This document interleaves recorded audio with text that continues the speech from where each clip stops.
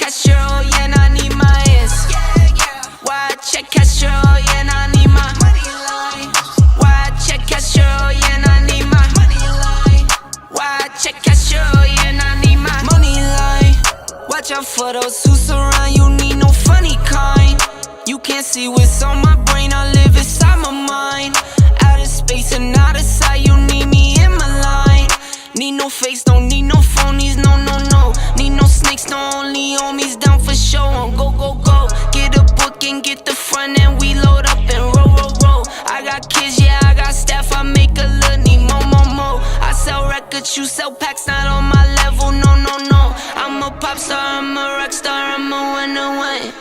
Think I'm not hard, you smoke rock hard waste, man, why you dumb? I'm with airline, we on airlines like we on the run. I'm with Tay, girls run up on me, they done. Money line, I'ma run it every time. Give me mine, going up, need no decline. Money line, I'ma run it every time. Give me mine, going up, need no decline. Why I check cashier, oh yeah, and I need my ass. Why I check cashier, oh yeah, and I need my money line. Why I check cashier, oh yeah, and I need my money line.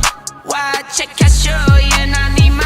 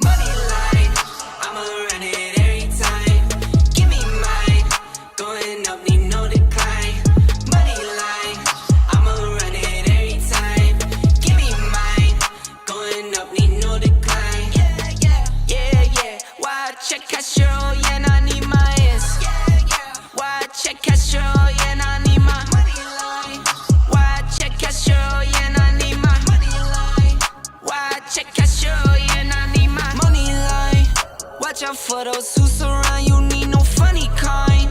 You can't see what's on my brain, I live inside my mind. Out of space and out of sight, you need me in my line. Need no face, don't need no phone. What is up? What is up? Something feels weird about today's live. I don't know what it is, guys, but today is Monday the 16th of August. I have missed you guys for a while now.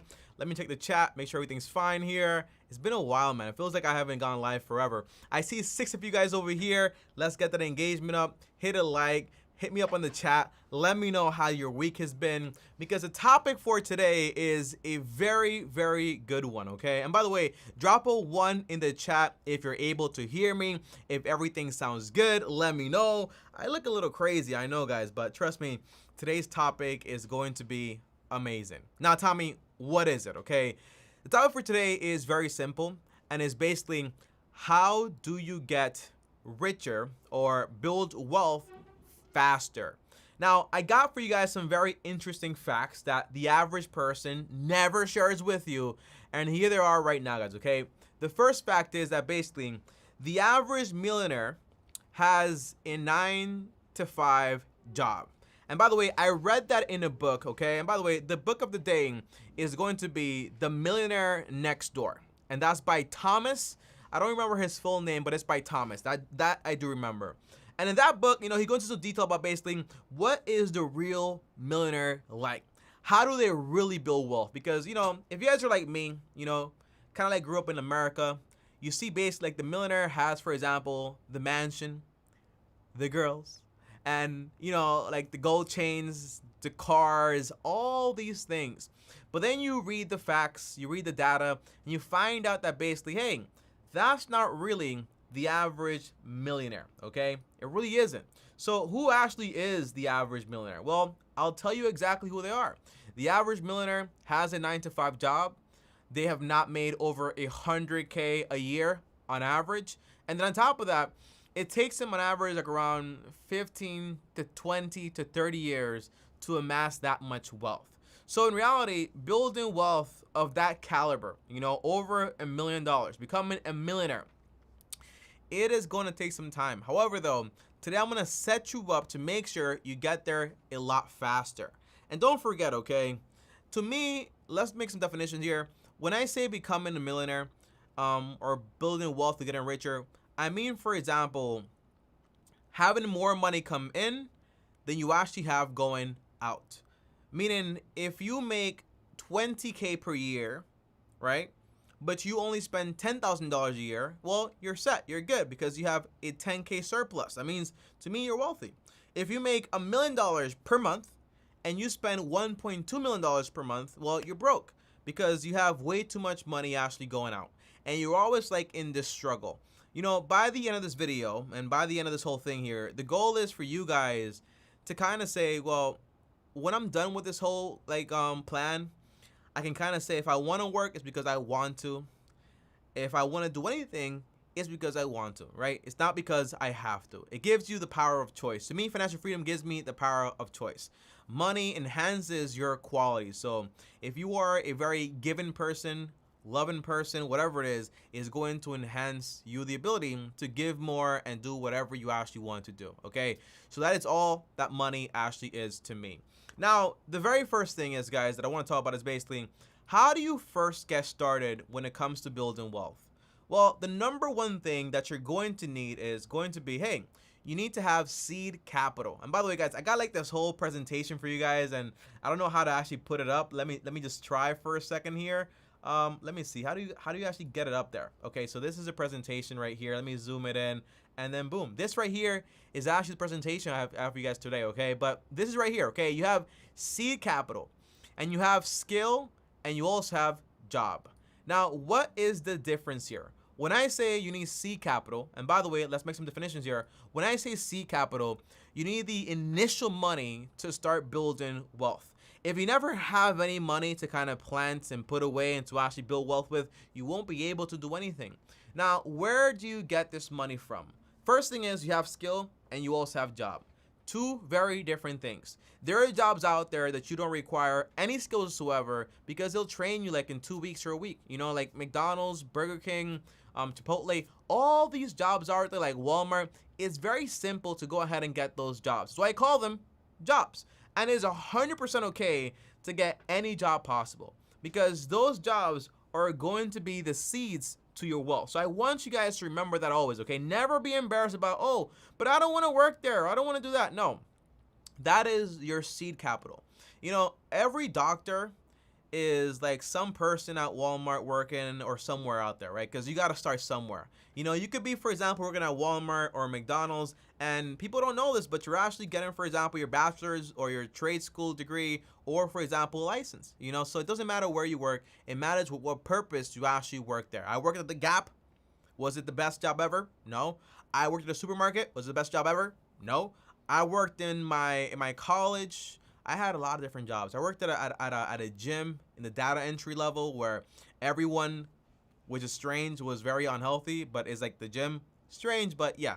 You know, is it the best job ever? The answer is no, but it is a job. And a job is what you basically use to fund yourself to then fund your wealth. So transition here. Whenever you have a job, whatever you do right now, what you just do basically for money. By the way, guys, drop a comment in the chat, guys. Okay, I'm seeing you guys here. We got like 5 people here. Go ahead, introduce yourself in the chat. Let me hear about you so I can give you a shout out and see exactly who is in the chat. Okay, the whole point of these chats is not for me to come on here and be like, yo, what's up? You know, it's for me to come on here and talk to you guys one-on-one and answer your questions and do my best to kind of help you guys out as much as I can. So drop your questions in the chat, introduce yourselves. That way I get to know you guys better. Okay, that's the whole point of this entire like live stream. But again, you have a job, which is something you do for money, and then you have a skill, which is something that you actually work towards building. So that can be, for example, the skill you want to have is you want to be an accountant, you want to get into finance, you want to get into management, you want to get into being a doctor, you want to be a plumber, you want to be a lineman, you want to be whatever it is, right? That's your skill. The skill is the thing that you actually work towards to earn you a good amount of money for your time. Now, usually my rule is I want to get a skill that makes me at least a minimum of $40,000 per year, because with $40,000 you can actually do a lot. With $20,000 is just a lot harder because you're kind of like almost like you can survive and you can invest, but it's take a lot longer. If you have a skill that makes you $40,000, you'll just be a lot better. Now, I don't just want to leave you guys there, okay? Because it's very important. What is up, Kenneth Jackson? I love that name, man. Shout out to you, Kenneth Jackson. So when you're picking a skill, it's very important you use the top 10 rule. Meaning you want to write down, I say this all the time, you know, it gets repetitive, but I think success is repetition and doing things that are successful. That's the whole thing of success. So yeah, the top 10 rule basically means you write down your top 10 skills that you actually want to acquire, whether it's an IT, software engineer, coding, I don't really care what it is, right? But your top 10. And then you do like a research paper on each of them. So this one takes this long to actually get, will cost me this much. I have to do this, I have to do that. You know, just like the whole thing. This is like a whole research paper on each career. You know, take time on this, like at least 4 to 10 hours. Just basically, this is the skill you're going to go to college or trade school, dedicate 2 to 4 years for, and then come out and work for a while. So make sure you know what you're getting yourself into. Make sure you like it. I'm not a fan of, I'm going to work a job that I hate just to do fine, right? What is good, Janene Rods? What is up? What is up? Any questions, comment down below, guys, okay? But overall, you want to pick something that you actually are happy with, you actually enjoy, and don't confuse being happy with like the Hollywood, I love my job. Just something that you actually enjoy, you know, rewards you with like it challenges you also, but it makes you money, right? And you're also good at it because it's also very important. So once you have a job, you have a skill you're working towards, okay, great. That's basically your seed capital. That is what we're going to use to actually build you wealth. So what is the second step here, okay? Well, if you guys want to talk to me, let's take a break here real quick. If you want to talk to me, guys, one-on-one or have any questions, I have a link up there for the Zoom. So you click the Zoom link, I will talk to you one-on-one on Zoom. You don't have to show your face on YouTube, that's fine. But I have to see your face. That way, I know you're not like like a troll or anything crazy, okay? So that way I know who you are, but you don't have to show your face on the Zoom. And again, it is free. So feel free to actually join me on Zoom if you actually want to. The link is up there, and I'm going to have Zoom right here on the side to make sure that I know when you guys actually join. So feel free to join me on Zoom if you are ready. Oh, Janine. Did you know English is not my first language? Did I ever say that? It's true, you know. I'm such a I'm a visual person, a listening person. I'm not really like a word person. I'll say that. But overall, thank you for joining me, Rods. I appreciate you a lot. Come on the Zoom and then introduce yourself in the Zoom. That way I know your name and I actually get to know you as best as possible. If you want to join me on the Zoom, join me on the Zoom right now, okay? However, what is the next step here? Well, if you guys notice here, right? I'm pretty sure out of the 9 people in the Zoom right now, which is, I mean, in this live right now, all of you guys have a different situation. You make different amounts of money. Some of you guys make more, some of you guys make less, but equally, most of you guys, you know, you might not be, for example, wealthy or exactly where you want to be. So how is it possible, for example, hey, I make $20,000, I'm broke. He makes 40K, he's broke. He makes 100K, he's still broke. She makes $200,000, she's broke, right? So obviously, the amount of money you make is not the problem. The most important thing is going to be this right here. Let me pull it up in the little presentation, guys, for you guys to see it here. Is this, you know, you have to be able to lower your expenses and control your expenses. You know, right here we have like a wall and we have 6 buckets. I am going to break this down for you guys right now, okay? But the idea is, how do you lower your expenses? What's the Zoom link? The Zoom link is the link that is actually pinned all the way to the top, and I just shared it again if you actually want to join me. There you go. But overall, every budget has 4 walls, the most important things ever, right? You have shelter, utilities, groceries, and transportation. They're like burnt into my head by this point. But those 4 things right there are the most important. So if you're able to manage those 4 things right there, you're able to save a lot of money. Meaning the house the rent, for example, the apartment I get or the house I buy, make sure it's not more than 1/3 of your income. No more than 33% of your income. Utilities, keep them low. Groceries, no more than $200 per person. I hear this all the time. Tommy, I spend $500 a month on food, and it isn't even organic food. That's the crazy thing to me, okay? So you want to make sure that everything is solid. Somebody just joined the Zoom. Give me a second here while I break down, for example, what is good, Ian? Give me a second here, Ian. Keep yourself muted for now. Give me a second. I'll join you in a second. But overall, yeah, so everything's fine here. Give me a second, Ian. So overall, once you have those 4 walls right there, you want to manage those expenses as best as possible. The bad way to do it is basically people get an apartment, that's shelter. They pay half their income to. They get utilities. They get everything. Just they go crazy with that. Oh, I need the fastest internet. I need this. I need that. Okay. Groceries, they spend, for example, $500 at Whole Foods for no reason. And then transportation, they get a 2022 car or 2021 car with a crazy car payment that they basically cannot afford. That's not what I want for you. And then you have, for example, if you control those, you're able to keep your expenses very low. But then you also have, for example, the 6 budgets, right? The 6 buckets of the simple budget. That means your money should be split in 6 different jobs. Meaning you have, for example, emergency money. So if anything goes wrong, you have investments, money to actually invest and multiply. You have debt. If you have debt, you want to pay those things off, obviously.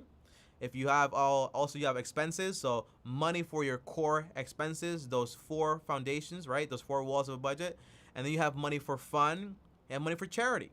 So if you have those 6 things you kind of worry about and have basically a good understanding of, you're able to have your money do all those jobs, but most importantly, grow your wealth at the same time. We'll get to more details after, but let me see if Ian actually wants to come on and actually have a conversation. Let me see if did Ian join me here? Yeah. Hey, Tommy, I won't see the retirement. Give me a second here. Okay, so Ian, let me go ahead and ask to start video and ask to unmute. Okay. Ian, you want to go ahead and show me your face so I know you're real. And then if you want to, go ahead and basically, okay, awesome. So let me put on my headphones real quick. Do you want to join me on YouTube? I can't hear you. You want to enable your mic. What's up, Shabu? I can't hear you. You want to enable your mic. You want to enable your mic. Yeah. I think you're having technical issues. Yeah, you want to you either want to unmute yourself or you want to select the device, the correct device, okay? I'll be right back. Let me know when you're ready. All right, so what is up, Shabu? Okay, so I see Robin Rich. I see a question here. Hi, Tommy. I won't save for retirement in 20 years. Should I put that in a retirement account or just a regular investment account like I'm in finance? I don't understand that question, Robin. So you wanna explain it maybe a little bit better. But from what I grasped from that question, it sounds like, Tommy, I want to save for retirement, or because you're saying I won't. Hey, Tommy, I won't. Or do you want to? I want to save for retirement in 20 years. Should I put, okay.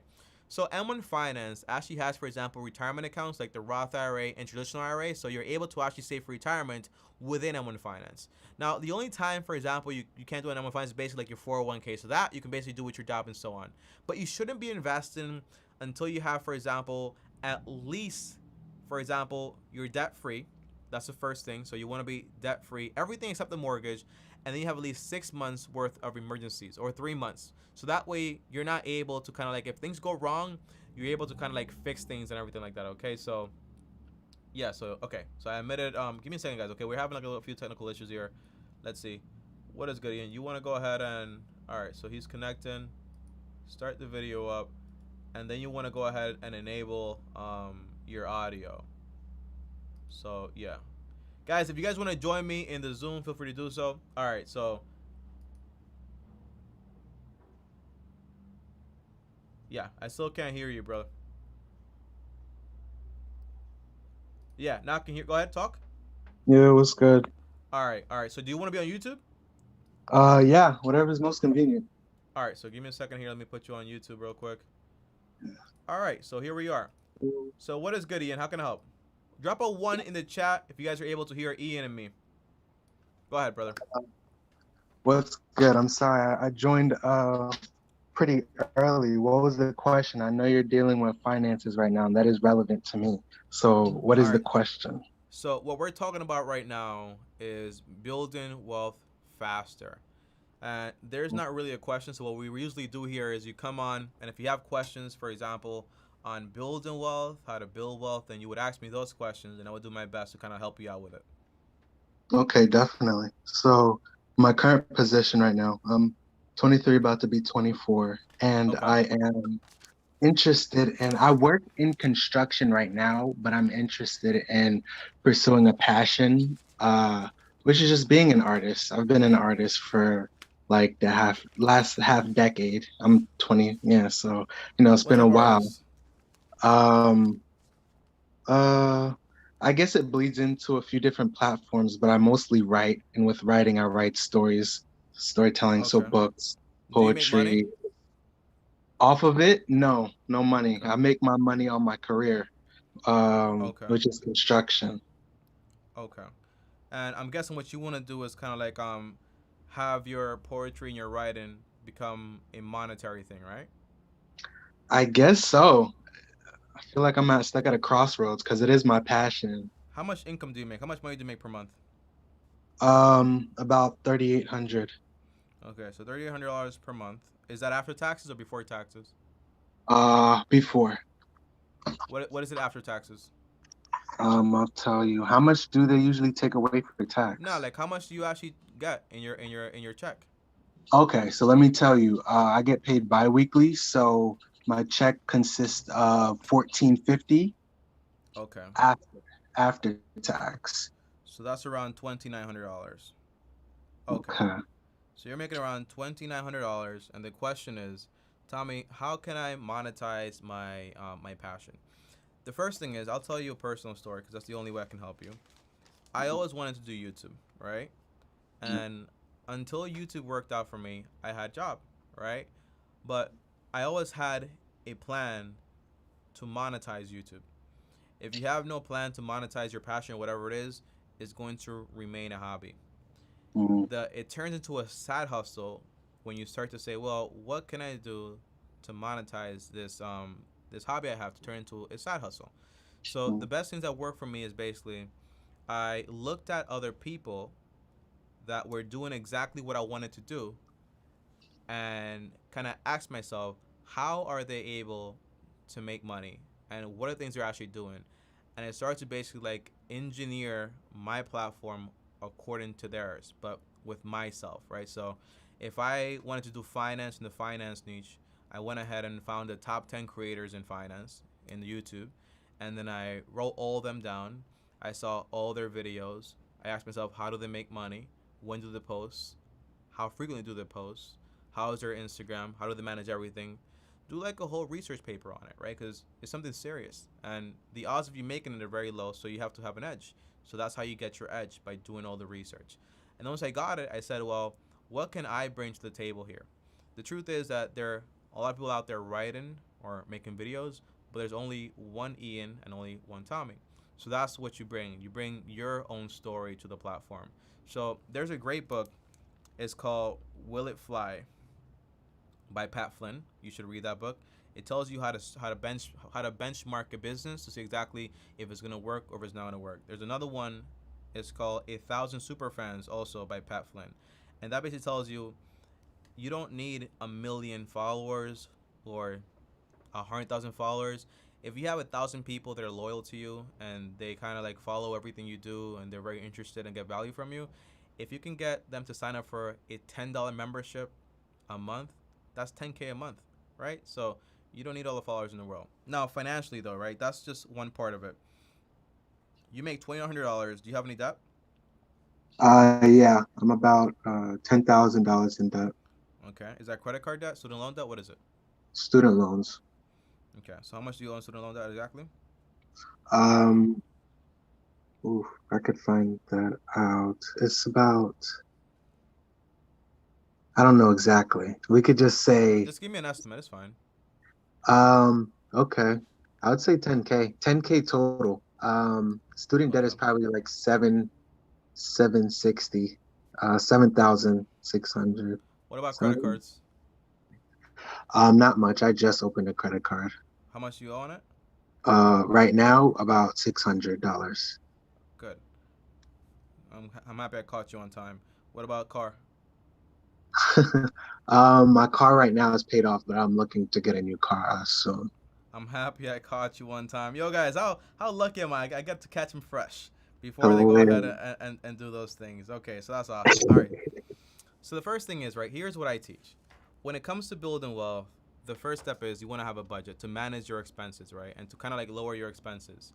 So that means the rules I follow are kind of like you have 4 main expenses. You have shelter, utilities, grocery, transportation. So if you're able to keep those very low, like your shelter cost is no more than a third of what you make. Utilities are low. Your groceries, you don't spend more than $200 per person on groceries. That's good. And then your car, if it's paid off, you only pay insurance and gas. That way you keep them low. Usually you want to make sure that your expenses don't exceed 70% of your income. If you are around there, then you are very lucky, because most people live paycheck to paycheck, right? But that's what you basically want. You want to cut out everything you don't need. The second step is, once you have a budget, you want to pay off your debts. The truth is, right now is a perfect time to start putting, for example, 20 to 30% of everything you make towards your student loan debt, because you're not being charged interest, which means it's easier to actually go ahead and pay it off. Because the minute they charge you interest, it means whenever you do pay, they charge you interest on it. And the reason I tell you don't invest before you're debt free, because basically if you make 8% on your investments and you pay 5% towards your student loan debt, well, after you factor in inflation, fees, and everything else, you'll basically be paying the same thing. So you're not really moving anywhere. So once you're debt free, great. We save for emergencies, 3 to 6 months worth. Do you have any cash? Saved up maybe like 400. Yeah. So that means you have a problem, right? It means you have a spending problem, and it means you have a budget problem, and that's fine, because the average person doesn't even have $1,000, right? You have 400, so you're not that bad off. So the first thing is you got to control your expenses. So write down exactly what you're spending money on every time you spend. Your 4 expenses are basically shelter, utilities, groceries, transportation. Everything else is a want. So you cut it out. If you're willing to make the sacrifice to have financial freedom, when I say financial freedom, I mean, for example, you have so much money in your investment account that it pays you every single year to cover all your bills and still have fun doing whatever you want to do.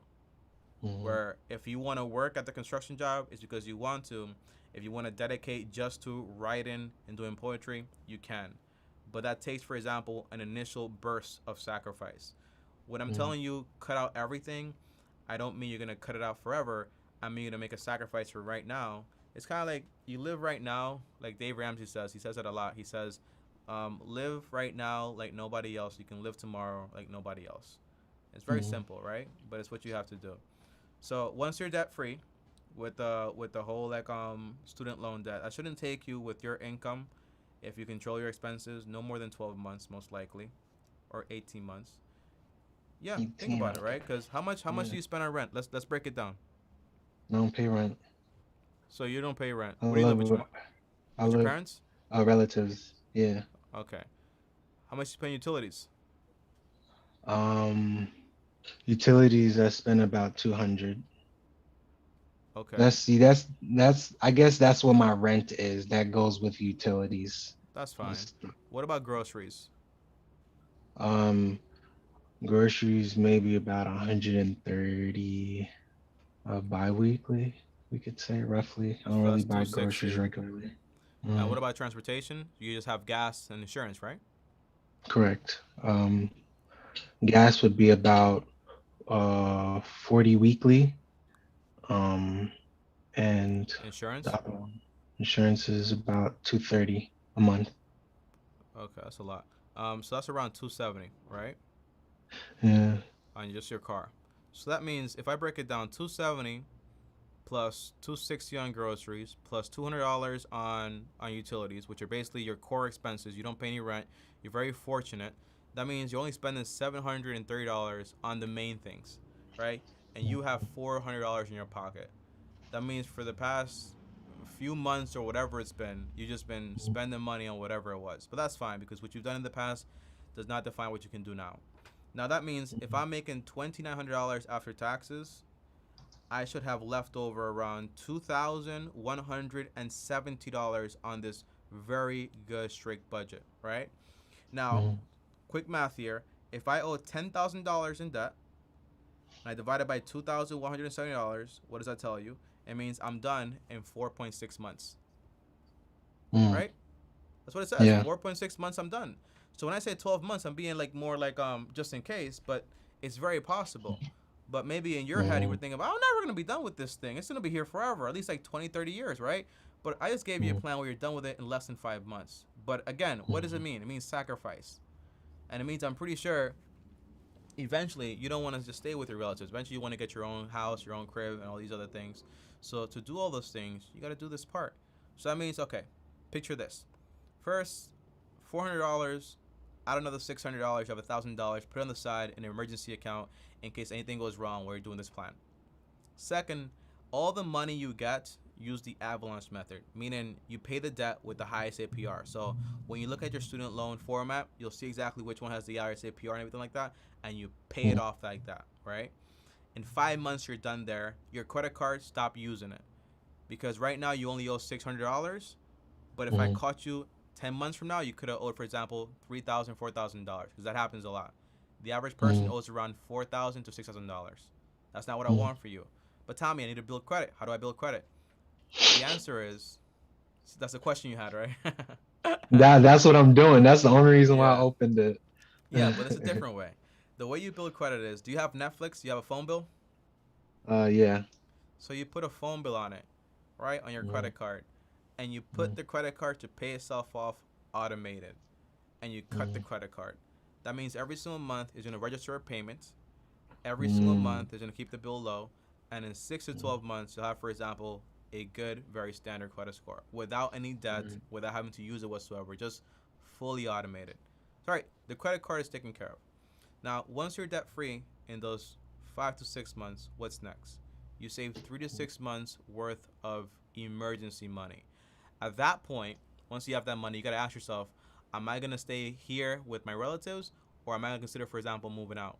By that point, since you have that money there already, you can save, for example, $5,000 or $3,000 to move out, so that way you can actually do everything you need to do. But you have your own space that way. Then the third step is you start investing for your retirement, right? The good thing about construction is it pays you a lot of money. The bad thing is that it's disability prone. So if something happens to you while you're on the job and you don't have any savings or anything crazy, what happens then is you can't work anymore. Unless you have disability insurance, you're going to be in trouble. So I want to make sure, for example, you're investing for your future. Also consider getting disability insurance because it's very important, especially with your type of job. Does that make sense? Yeah. All right, so we're investing. How much do we invest, Tommy? What do we invest into? We're investing 10 to 20% of our income. So if we're making, for example, $2,900, multiplied, for example, let's just say by 15%, that's around $435 per month.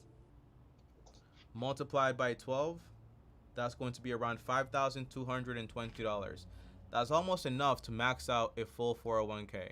Now, what does this mean, Tommy, over the long term? How much money am I actually going to build up here? Well, if I go over to Google and type in, for example, compound interest calculator, it'll tell me. So compound interest calculator, my favorite one is the Money Chimp one. And I'm going to go ahead and switch over to show you everything. Okay. So here it is. Let me just go ahead and, all right. So if you're investing, if you start off with $0 and you're investing $5,220 and you give this money, for example, let's say 20 years to grow at a 10% return, you will have somewhere around $328,000. The average person, right? Because when you hear 20 years, you hear, nah, I'm out. But the average person, when they retire, because you will get older, it's the only thing I can guarantee you, retires with around $20,000 to $30,000. You can be a lot better off than all these other people. A lot better off. That's what I want for you. So you invest in 10-20%. If you want to copy what I invest into, I have a link in my videos. It's called the M1 Finance link. You click it, you can see exactly what you invest into. If I were you, I would be investing, for example, into a Roth IRA that can get, for example, the retirement benefit. Meaning, for example, a Roth IRA means I invest my after-tax dollars, right? Meaning my money is going to grow fully tax-free, and when it is time for me to take it out, I can take out all that money without paying Uncle Sam any money because I already paid them because I invested with my post-tax money, meaning, okay? Now, if you're investing 10-20% of your income, you should still have money left over. That money, we use it to save for a home, right? So when we're saving for a home, when we're buying a home, the rule is, for example, and by the way, just before we continue here, don't buy a new car because it's gonna add you're already paying $270 for a car. Getting a car payment is gonna be like another $400. Now we're talking about like almost like $600-$700 of all your money is going towards a car. You're living at home with your family members. You don't have an apartment. You don't have investments. You have $400. It's not a good idea. That's why I say you buy a house, you buy a car.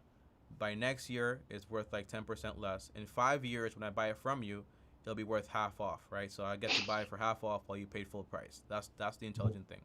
So don't buy a new car. If your car is giving you a lot of problems and you need to change it, save up for it, and then you pay cash for the car you want to buy. Your budget for you, the car you buy shouldn't be worth more than half of your income. So if you're making $2,900, multiply by 12, that's around 34,000 divided by 2. Shouldn't be more than $17,000, you know. But in my case, because I'm very cheap, I wouldn't pay more than $5,000 for a car. Get a good car, yeah, and then just call it a day. Now, if you're investing, you start saving up for a home to put down 10-20% for a home, right?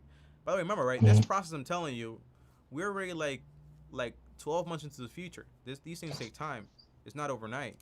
So the home you buy, the rule I follow is the 33% rule, meaning the home I buy cannot cost me more than 1/3 of my income, including the mortgage, taxes, insurance, PMI, everything included.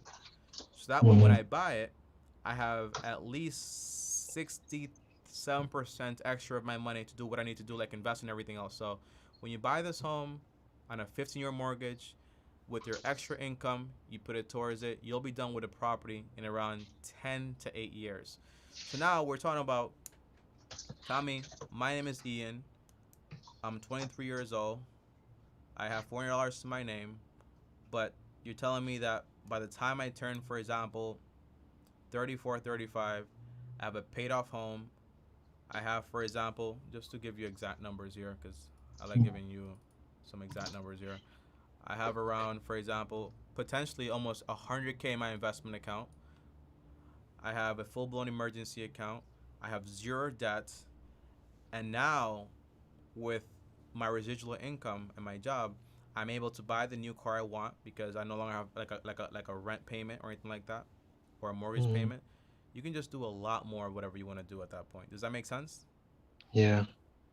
Now, I don't want to confuse you, right? Because your question initially was, how do I turn my dream into my job? The answer is, you work this job until your dream works out. And in order to make your dream work out, you have to go from just a dreamer to being a man of action. So you research everybody else that makes money from doing what you want to do. You read all the books about it, about how to monetize. You start your blog. You start either doing YouTube or Instagram, whatever you want to do. But you start the process of learning how to monetize it. Does that make sense? Yeah. That's what I would do. Yeah, man.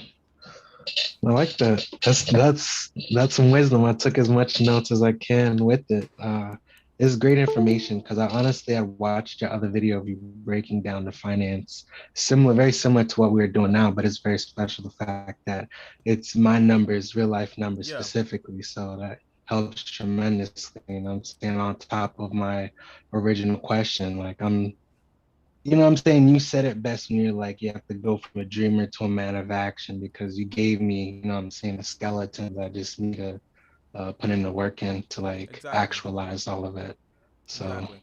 And yeah, man. you see how when I told you initially, oh, you can be debt free in 12 months. You were like, ha ha ha ha ha ha, Yeah. and then like I broke it down to you. And I was like, oh, really? I can do it in 5 months. Listen, man, it doesn't matter where you are, or who you are, where you come from. What matters is where you want to be.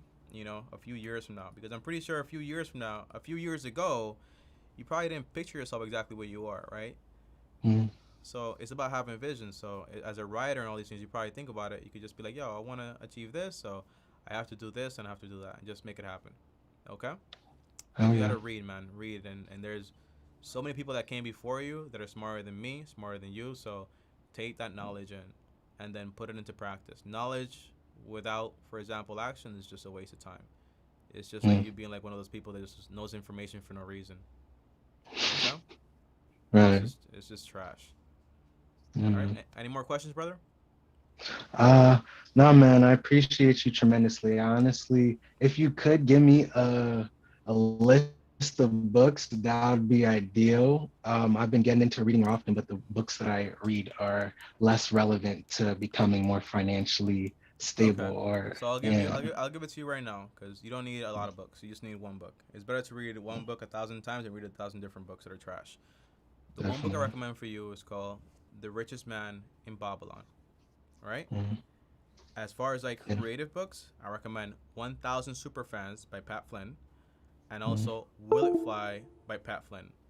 Those two books right there are going to help you out tremendously when it comes to YouTube, well, not YouTube, but like writing and just like building a business out of your creative works. Okay? Okay, definitely. All right, brother. Well, thank you, Ian, and welcome to the long-term team, man. Any questions, you're always welcome to join on here. That's what we're here for, okay? Thank you, man. Take care. Appreciate it. Brother. Peace out. Yeah. All right, guys. So that right there was Ian. Shout out to Ian. Guys, I just want to say something, man. When you guys come on and you guys talk to me, you guys might think like, oh my gosh, Tommy's so cool, man.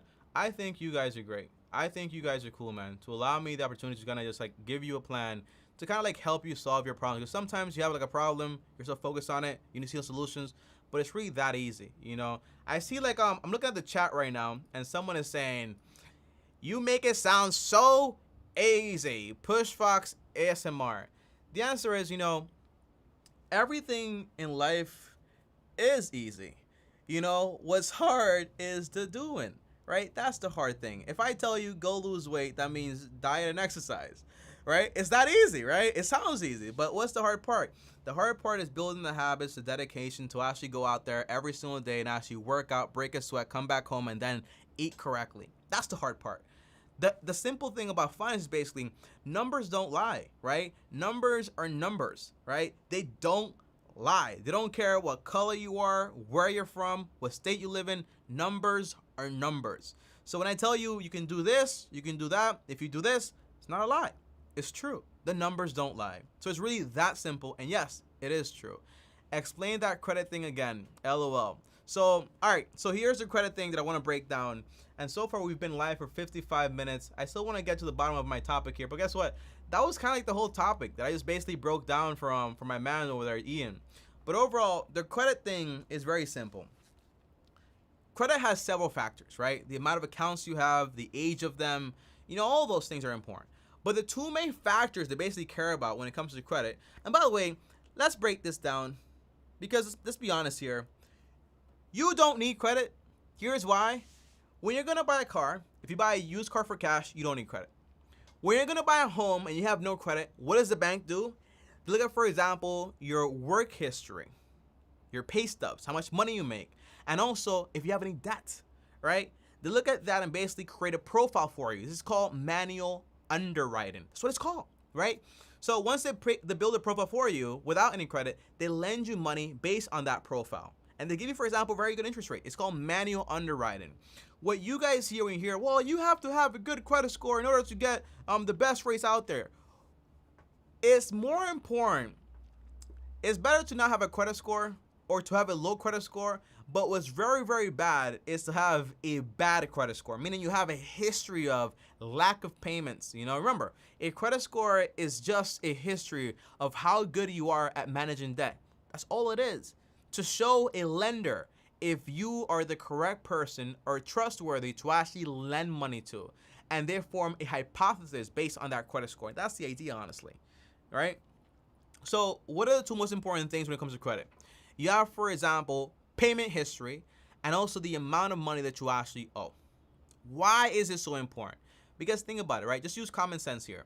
If a friend is coming to you and telling you, hey, I need money, and you ask them, well, do you owe anybody else money? And they're like, yeah, I'm maxed out everywhere. All my credit cards maxed out. Have you missed payments before? Yeah, yeah, definitely. I have like 50 missed payments. What are you gonna say? Hello? No, I'm not lending you money. So if you go to the bank, for example, you say, hey, do you have any people you owe money to? Yeah, but I pay it off every month. Here's the history of it. Do you miss any payments? No, I've been paying correctly for the past 2 years or 4 years. They love that because they see basically this person is gonna pay on time no matter what. That's what they care about. So how do you basically take advantage of this, okay? Well, the idea is you go ahead, you get 2 credit cards. For example, the Capital One Secure card and the Discover Secure card if you are new to credit. If you are new to credit, for example, if you are not new to credit, you can just get, for example, the standard version of those credit cards, like the Capital One card and the Discover card, right? Just get those.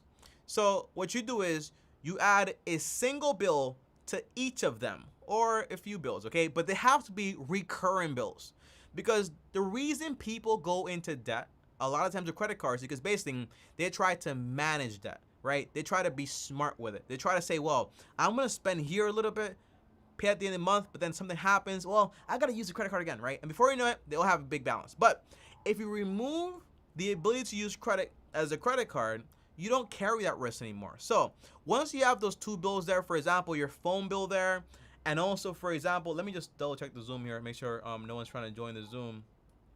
Everybody's trying, let me see real quick, guys, okay? Yeah, because just want to verify that if you guys are trying to get on, I'm admitting you guys. But if you have, for example, those bills, right, and they're reoccurring every single month, what does that mean? It means, hey, I'm registering that basically I owe money here, right? But I am paying it off in full because basically I set the credit cards to auto pay the balance in full.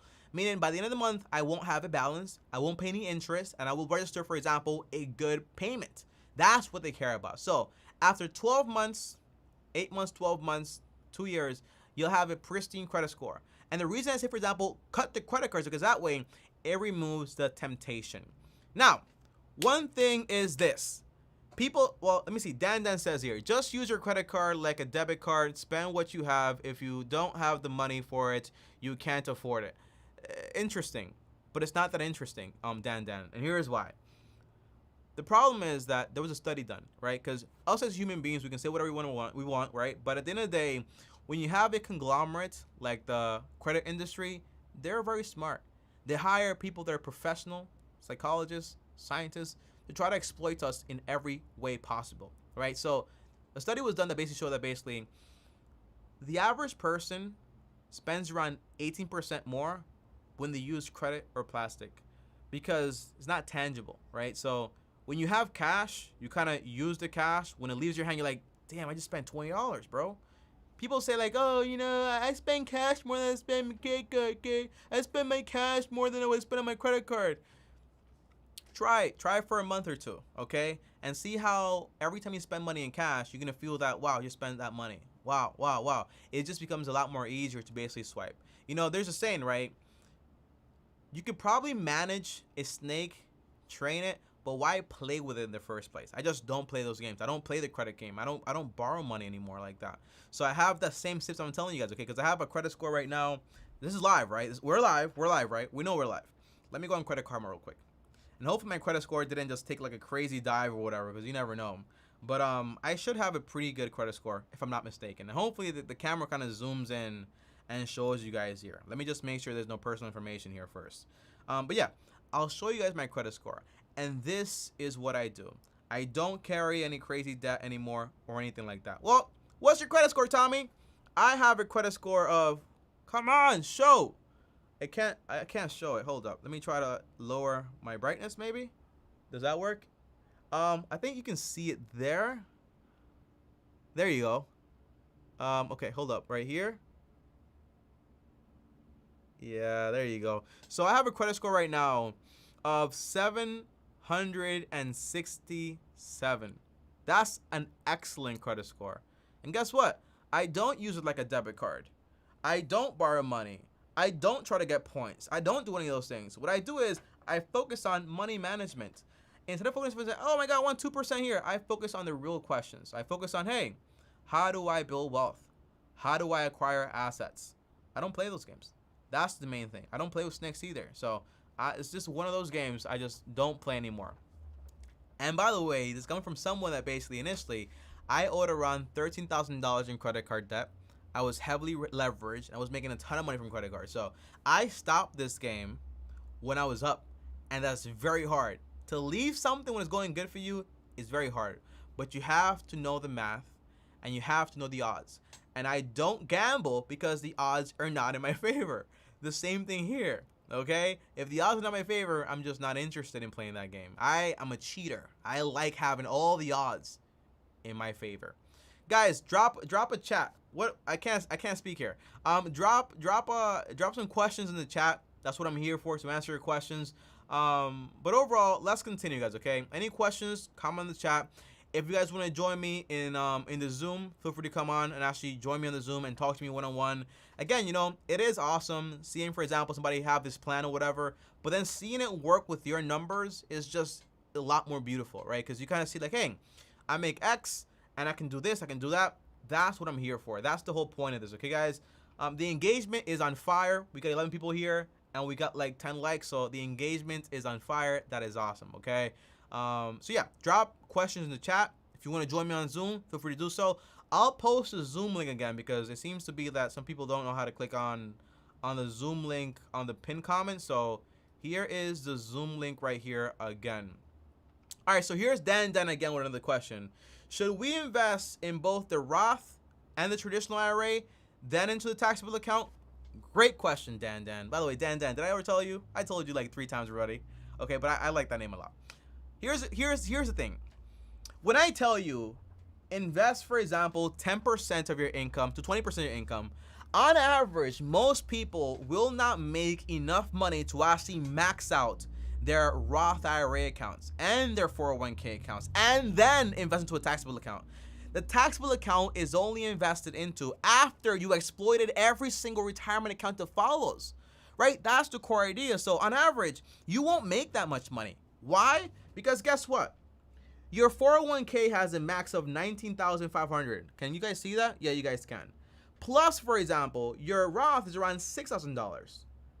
And if you are going to invest, for example, let's say 20% of your income, well, divided by 0.2, that means you have to make around $127,000 to max out those accounts. The average person does not make this much. The average millionaire, real math, real statistic here, does never earn, for example, over $100,000. So this right here usually is very unrealistic. So what do I mean here? If you are an average person and you make $40,000 a year, and I tell you invest 20%, for example, right? 10, 20%, but you got to pick your number and stick to it. So if you say, I'm going to invest 20%, I don't got my expenses, I'm willing to sacrifice, okay, great. Multiply by 0.20%, it shows, hey, I have $8,000 to go ahead and invest, right? So what do I do with this money right here? What I would do is basically, I would ask my company, hey, do you guys have a 401k match? If they say yes, ask, up to what point do you guys actually match? Like, what's the cap on the match? Say, well, we only match up to 5% of your salary, dollar per dollar. Okay, great. So I want you guys to deduct exactly from what my check to get the maximum to my 401k and free money. Meaning, if I invest 5% of my salary, which might be in this case around like let's just use real numbers here, $40,000 multiplied by 0.05%, that's around $2,000. Yeah, exact math. That's crazy, right? How it came together. But overall, if I invest $2,000, they'll invest $1,000 on my behalf. So that's $4,000. So left over, I'll only have $6,000. Where do I put this money? Into my Roth IRA. So basically, I put the money into my 401k first to get the free money, the max free money, boom, taken care of. And then the rest of my investment money, I put it into my Roth IRA, not my traditional IRA. And by the way, between the traditional IRA and the Roth IRA, the max you can invest is basically $6,000. So it's not like $6,000 here, $6K here. No, it's a total of $6,000. Now, I prefer to do the Roth. Why? Because I'm aware, for example, that I am young now, but I will not be young forever. And I'm aware, for example, it's better to basically pay taxes today than to pay it then when I basically need the money. Because remember, the traditional IRA gives you a tax break. So whatever I invest my pre-tax money, but when it's time to take that money out, I will be taxed. But my Roth IRA, for example, I pay taxes today, no tax benefit, obviously, but when I take it out, for example, 10, 20 years from now, it is all mine. So that's why I do that. So for some of you guys that make a lot of money, because that's a lot of money, right? Over $100,000 is a lot of money. You'll have extra money to max out, to get the free money in your company, and then max out your Roth. So what do you do with the rest of the money? You put that money, the rest of it, into your 401k. Now, if you make a lot of money, over $150,000, $200,000, a lot of money, you can say, well, I'm going to max out my 401k, my Roth IRA, and then with the surplus of that 20% basically, I'll put it into a taxable account. But that is the investment strategy. That is how you do it, okay?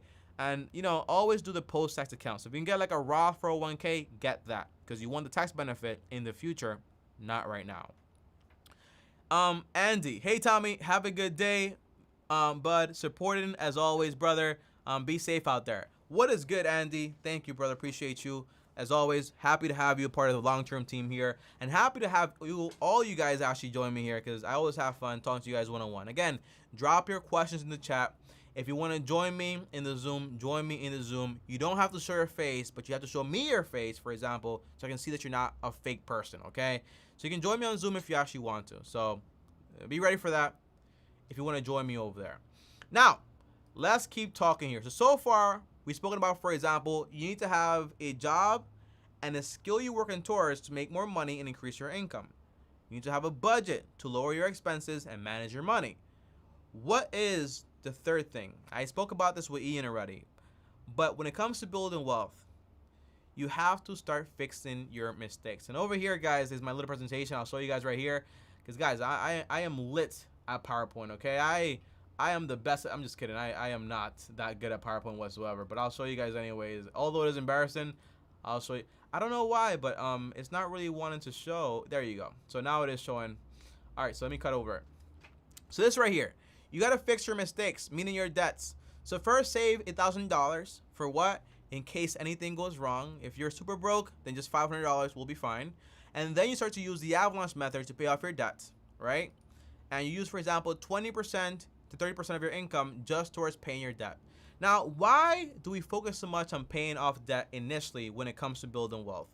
Because imagine trying to get wealthy when somebody else is charging you, for example, almost a third of your paycheck on the debt.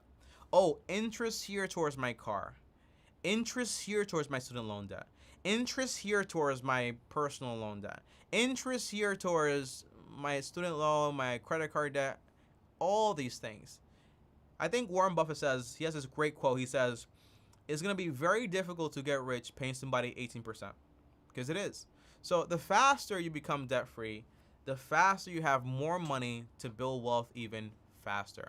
So once you're done paying your debt using the avalanche method, what is that, Tommy? It means if you have debt, you pay the debt with the highest APR first, and you pay the minimum on all the other debt. Why this way? Why not use, for example, the Dave Ramsey method, where you basically do the snowball method? Because that method, yes, it builds momentum, right? So you build momentum, but it does not save you money. So this method right here saves you money, right? And if you're very good at budgeting, you will do just fine, all right? I believe in you guys. So once you're debt free, what is going to be next, right? What's next, Tommy? Well, let's go over here on a little presentation here. And again, I'll show you guys not the best, but not the worst here. And here it is, right, guys, okay? Here it is right here. Let me just go ahead and play a little bit around with this stuff. But overall, you wanna have a safety net. So you wanna save 3 to 6 months worth of emergencies and have it, for example, in a separate bank account. Why is it so important to have a separate bank account with your money? Because I know myself, and I know you guys. You guys sometimes save money. Drop a 1 in the chat if this has ever been you. You save money, and all of a sudden, you spend the money, right? It happens to all of us. So having it in a separate savings accounts is going to ensure you don't spend this money on the wrong things. That's why I say that. So you have 3 months, 6 months worth of emergencies. This money does not make you money. It does not make you wealthy. It just gives you security. It is not supposed to be making you 20% or trying to keep up with inflation. No, it's just money there to take care of 3 to 6 months worth of expenses. So that way, it's just a safety net. But Tommy, inflation is crazy. Well, if inflation is crazy, after 1 year, adjust the account by putting extra money to cover your bills if the price of things have actually gone up. Okay? That's the whole idea right there. But the last thing I want to see is you guys, for example, Kenneth, The Honest Truth, Andy, Dan, Posh Fox, all you guys right here. I don't want to see you guys basically, you pay off your debts, and then you start investing, and then you have an emergency, and then you have to sell your investments, and then potentially go back into debt. That's not what I want to see, right? So that's why I say pay off your debts first, then save for emergencies. Once you have that money there, if you lose your job, somebody dies, something crazy happens, you have the money there to take care of business. That's why I say that. That's why that is so important, honestly. So once you have that money, 3 to 6 months, what do you do next? You start worrying about building a foundation, meaning you start investing money, and you also start considering buying a home.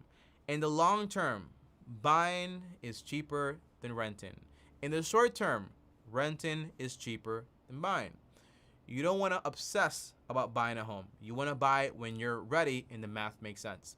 I don't like the idea of I'm broke, but I don't want to pay rent, so I'm gonna get a house. It's stupid. Because if you lose your job or you can't afford it, things go wrong, sounds and smells like foreclosure to me. That's not what I want for you. Do things the right way. So you're investing that 10, 20% into index funds because you just want passive income for the future. Great. If you want to copy me, the link is down below. Tillman Finance. When you click that link, you can invest exactly into what I invest into. And again, we're doing retirement accounts, Roth IRA, 401k. If you have extra money, once you're done maxing those out, so you can go ahead and put that, for example, into the taxable account, which is fine.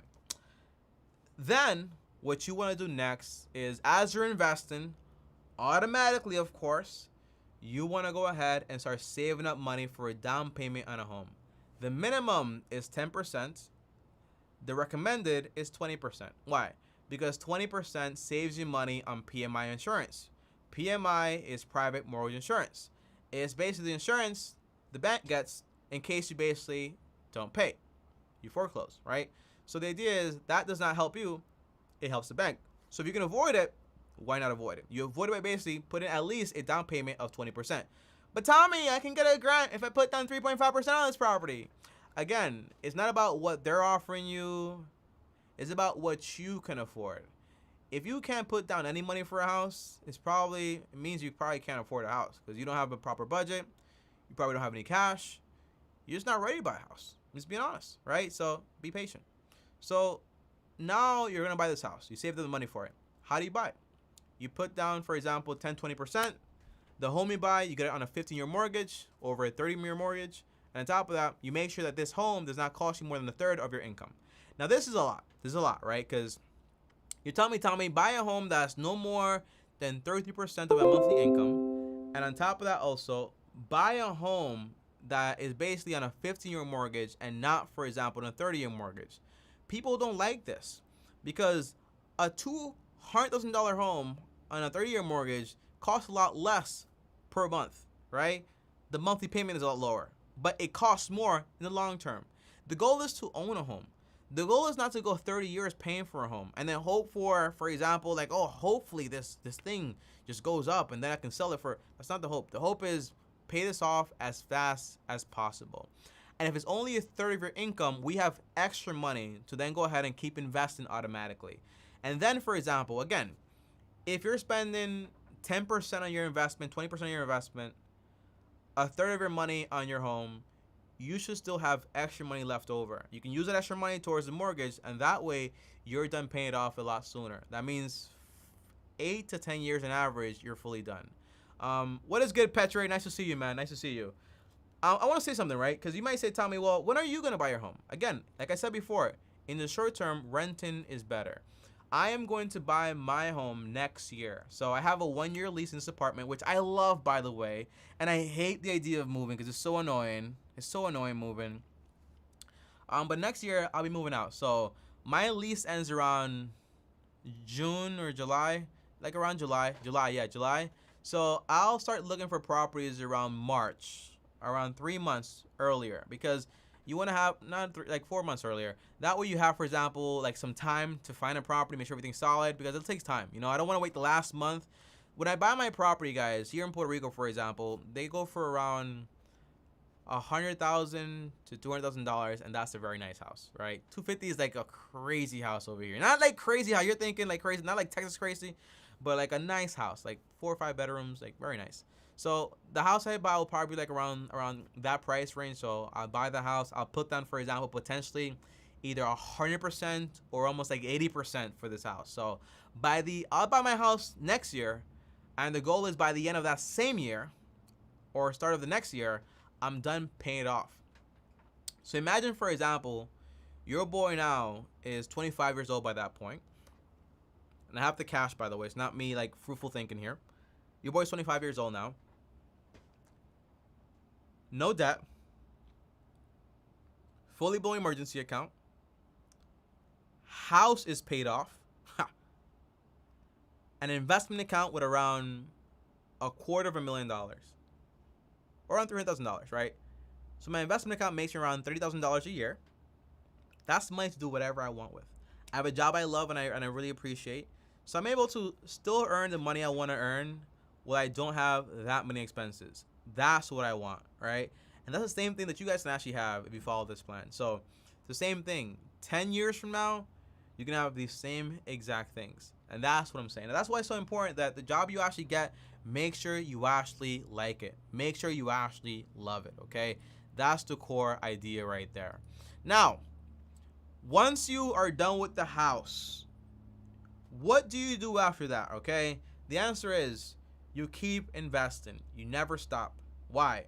Because although your home is paid off, you have an emergency account, you have money in the bank, all the stuff, the idea is you still want to invest because you want to have your money keep growing and growing and growing. Why?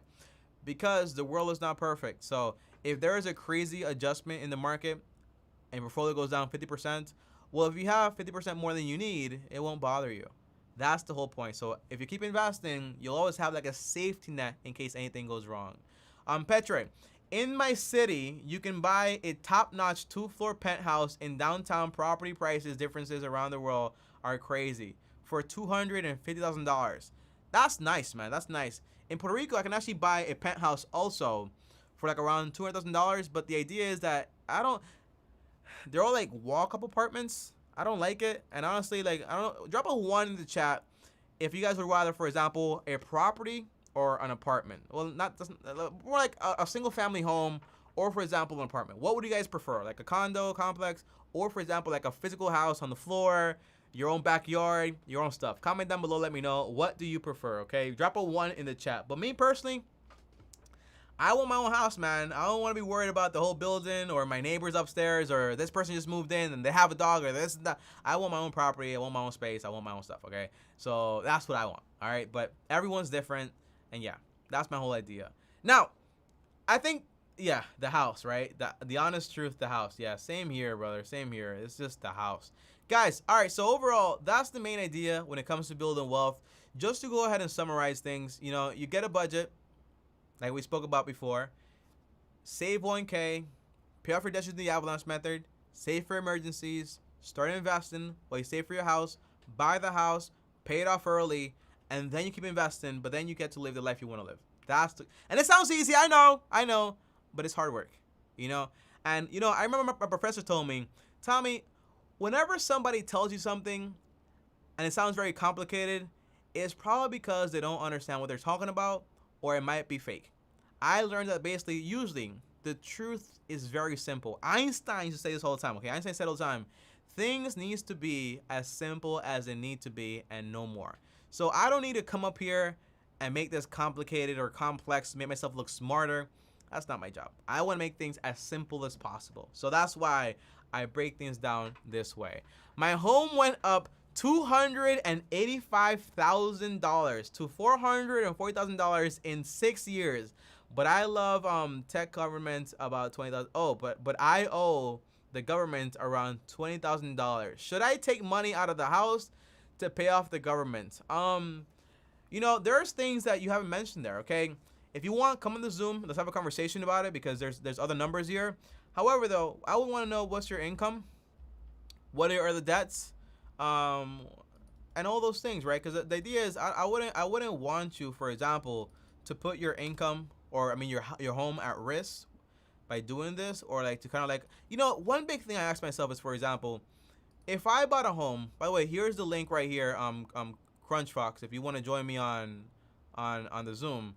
But I always ask myself, if I bought a home, right, and some idiot came by and said, hey, Tommy, I want to pay you $1 million more for it. You know, do I sell it or don't I sell it? You know what I mean? So it depends, you know, because it's not just like an idiot, for example. Yeah, you make just pay it off. Just if you make $103,000 per month, per year, right? And you have, okay, here is Janene Rods. I'm gonna admit you. Give me a second. Let me just break this down for CrunchyFox. CrunchFox. If you make $103K per year, CrunchFox, get a budget, right? And get in line. It's a lot of money. You have the money to be done with this debt, for example, in less than, for example, like 12 months to 24 months. So use your income and pay that off, and then follow the plan. So that way, for example, you're fully done with your entire financial plan as fast as possible. 103K is more than the average millionaire ever makes. Okay, now we got another call, guys, here. So let me go ahead and put on my headphones here. We got Jay Nene. I can't say it. I'm so sorry. I want to hear the name here. I'm gonna ask you to unmute yourself real quick and let me know if you want to be on YouTube or not. Can you hear me? Yeah, I can hear you. My name is Janine. That's how you pronounce it. Oh, Janine. Okay. Janine. Yeah. Okay. Yeah. Wow. All right. So, Janine, do you want to be on YouTube or you want to stay private? I want to stay private because I'm talking about my money. I don't. Well, no. When I say, for example, private, I mean, for example, your face won't show, but people will hear your conversation because remember, right? Yeah, the whole point of this conversation because I'm using one of my YouTube channel names. So like if my friends hear this years from now, because like you're all over the place. Like, you're here and the other channel, I don't want them like, oh my god. It's an alias. All right. So how can I help you, Janine? So Yeah.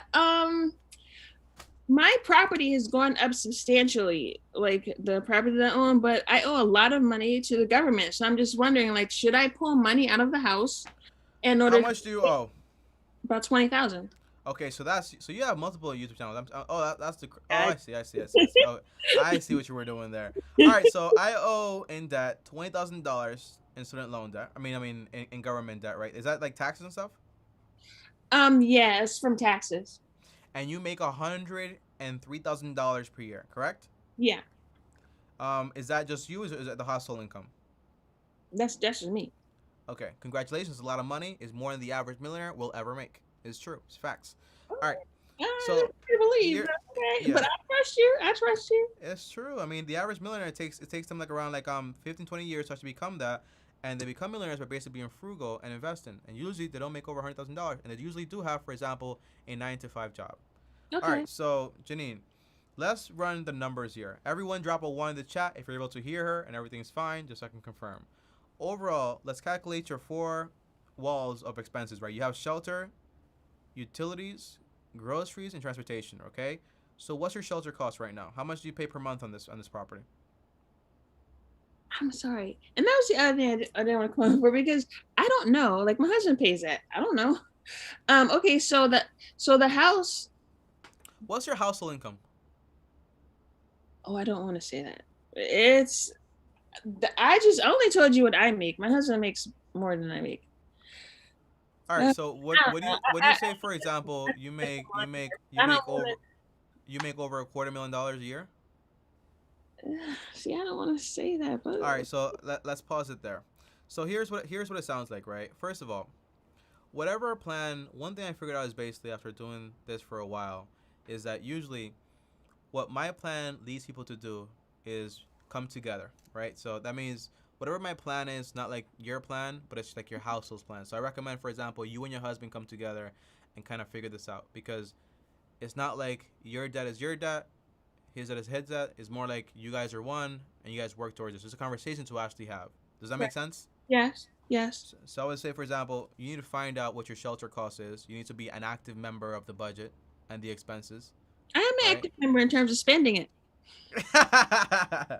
Okay, so so you want to be an active member in terms, for example, like what's actually going on, because if you have an income of that magnitude, you should be financially free in the next like 3 years potentially, even sooner, right? Because if you're telling me, well, tell me if I make X amount of money, and my home is only like $240,000, that probably means you're not paying more than $2,000 per month on this mortgage, maybe like 3,000, something like that. No, And then, it's about 2,200. yeah, so $2,200 on the shelter cost. Utilities might be for what are utilities? Do you know utilities at least? No, I know the electric is about 150. We spent a lot on that. We did that because it was high. Water, I have no idea. I don't know. I don't know the rest Let's of it. just estimate it to $500 just in case. And then let's say groceries. What are groceries? How much do you spend on groceries? We spend a lot. How much? Because we eat a lot of natural stuff. It's expensive. About 200. Every time I go, like I go, 200 a week. That's ridiculous. But again, you guys make a lot of money, so you guys can actually afford it. That's fine, guys. When I say these common rules of thumbs of $200 per month, it's usually for the average person. But if you have somebody making X amount of money, it's like telling somebody that makes $1 million, be like, oh, you can't spend that on a lollipop. No, $800, you make that much money, it's fine, nothing crazy. Transportation. Do you guys owe money on cars? No, they're paid off. Okay, paid off. So overall, just that quick math: $800 plus $2,200 on the core expenses plus $500 on, for example, the utilities. That's around $3,500 a month. And you would say you make how much money after taxes every month? Um, for me, Yes, for you. uh, I don't know. I don't know. How much do you get paid every month after taxes? How much do you receive? This is the thing. That's why I didn't want to come. I was debating coming on here because I feel like weird saying all my numbers out. You even told all your numbers out. Don't you feel weird saying all that? No, I don't feel weird because I get to help people. And there's a stigma against, for example, talking about wealth and money and empowering people. There's no stigma about talking about let's get broke together, or let's spend money on this vacation or all this nonsense. Now, I'm going to estimate, for example, you might bring in around $6,500 a month after taxes. So that wouldn't even be, for example, you still have like $3,000 extra left over. Plus your husband income, let's assume, for example, that's $5,000 at the low end, which is most likely not. Maybe like around $8,000 to $10,000 a month you guys have left over. Meaning that's around $120K a year left over. I'm able to use that money to pay off this home in around 2 years to 3 years, and pay off this debt like in like 3 months also, by the way. This debt can be gone in 3 months. Easy. So I'm not borrowing money to get rid of this debt, or like switching debt from over here to over there. No need to do that, because you guys have the money. Just pay it off. Hmm. Does that make sense? Yeah, it makes sense.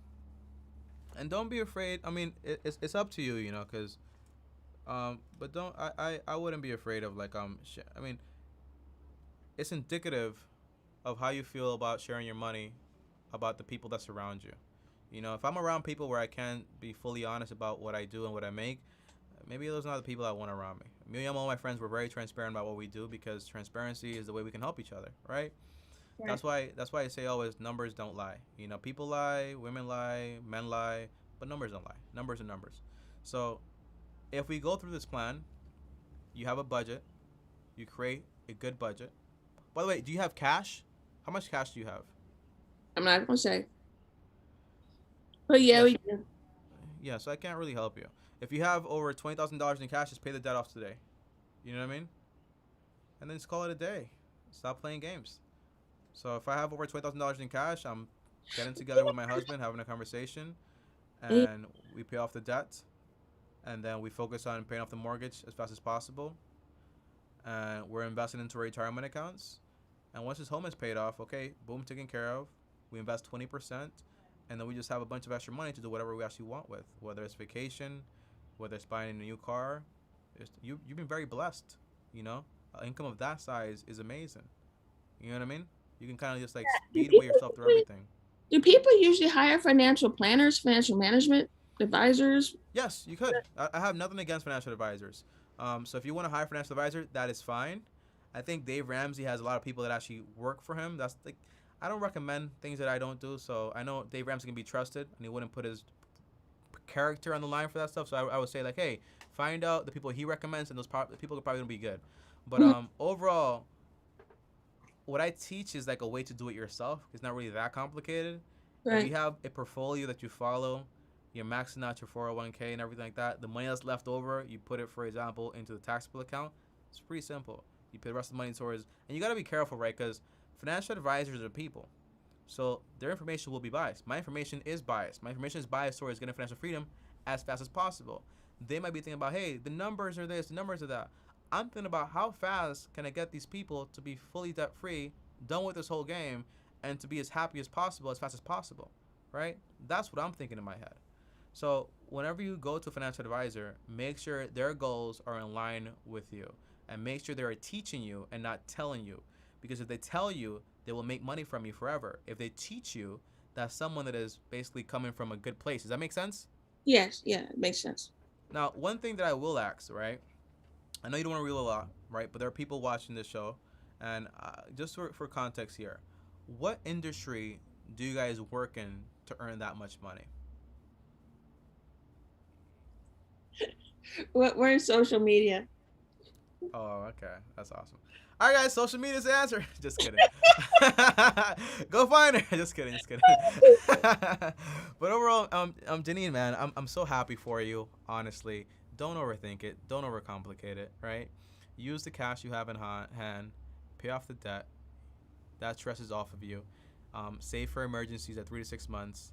Focus on investing at 10-20%. You have kids or no? Yeah. So my rule for kids is I would save 5% of my income in a 529 account. That is just, for example, for their education.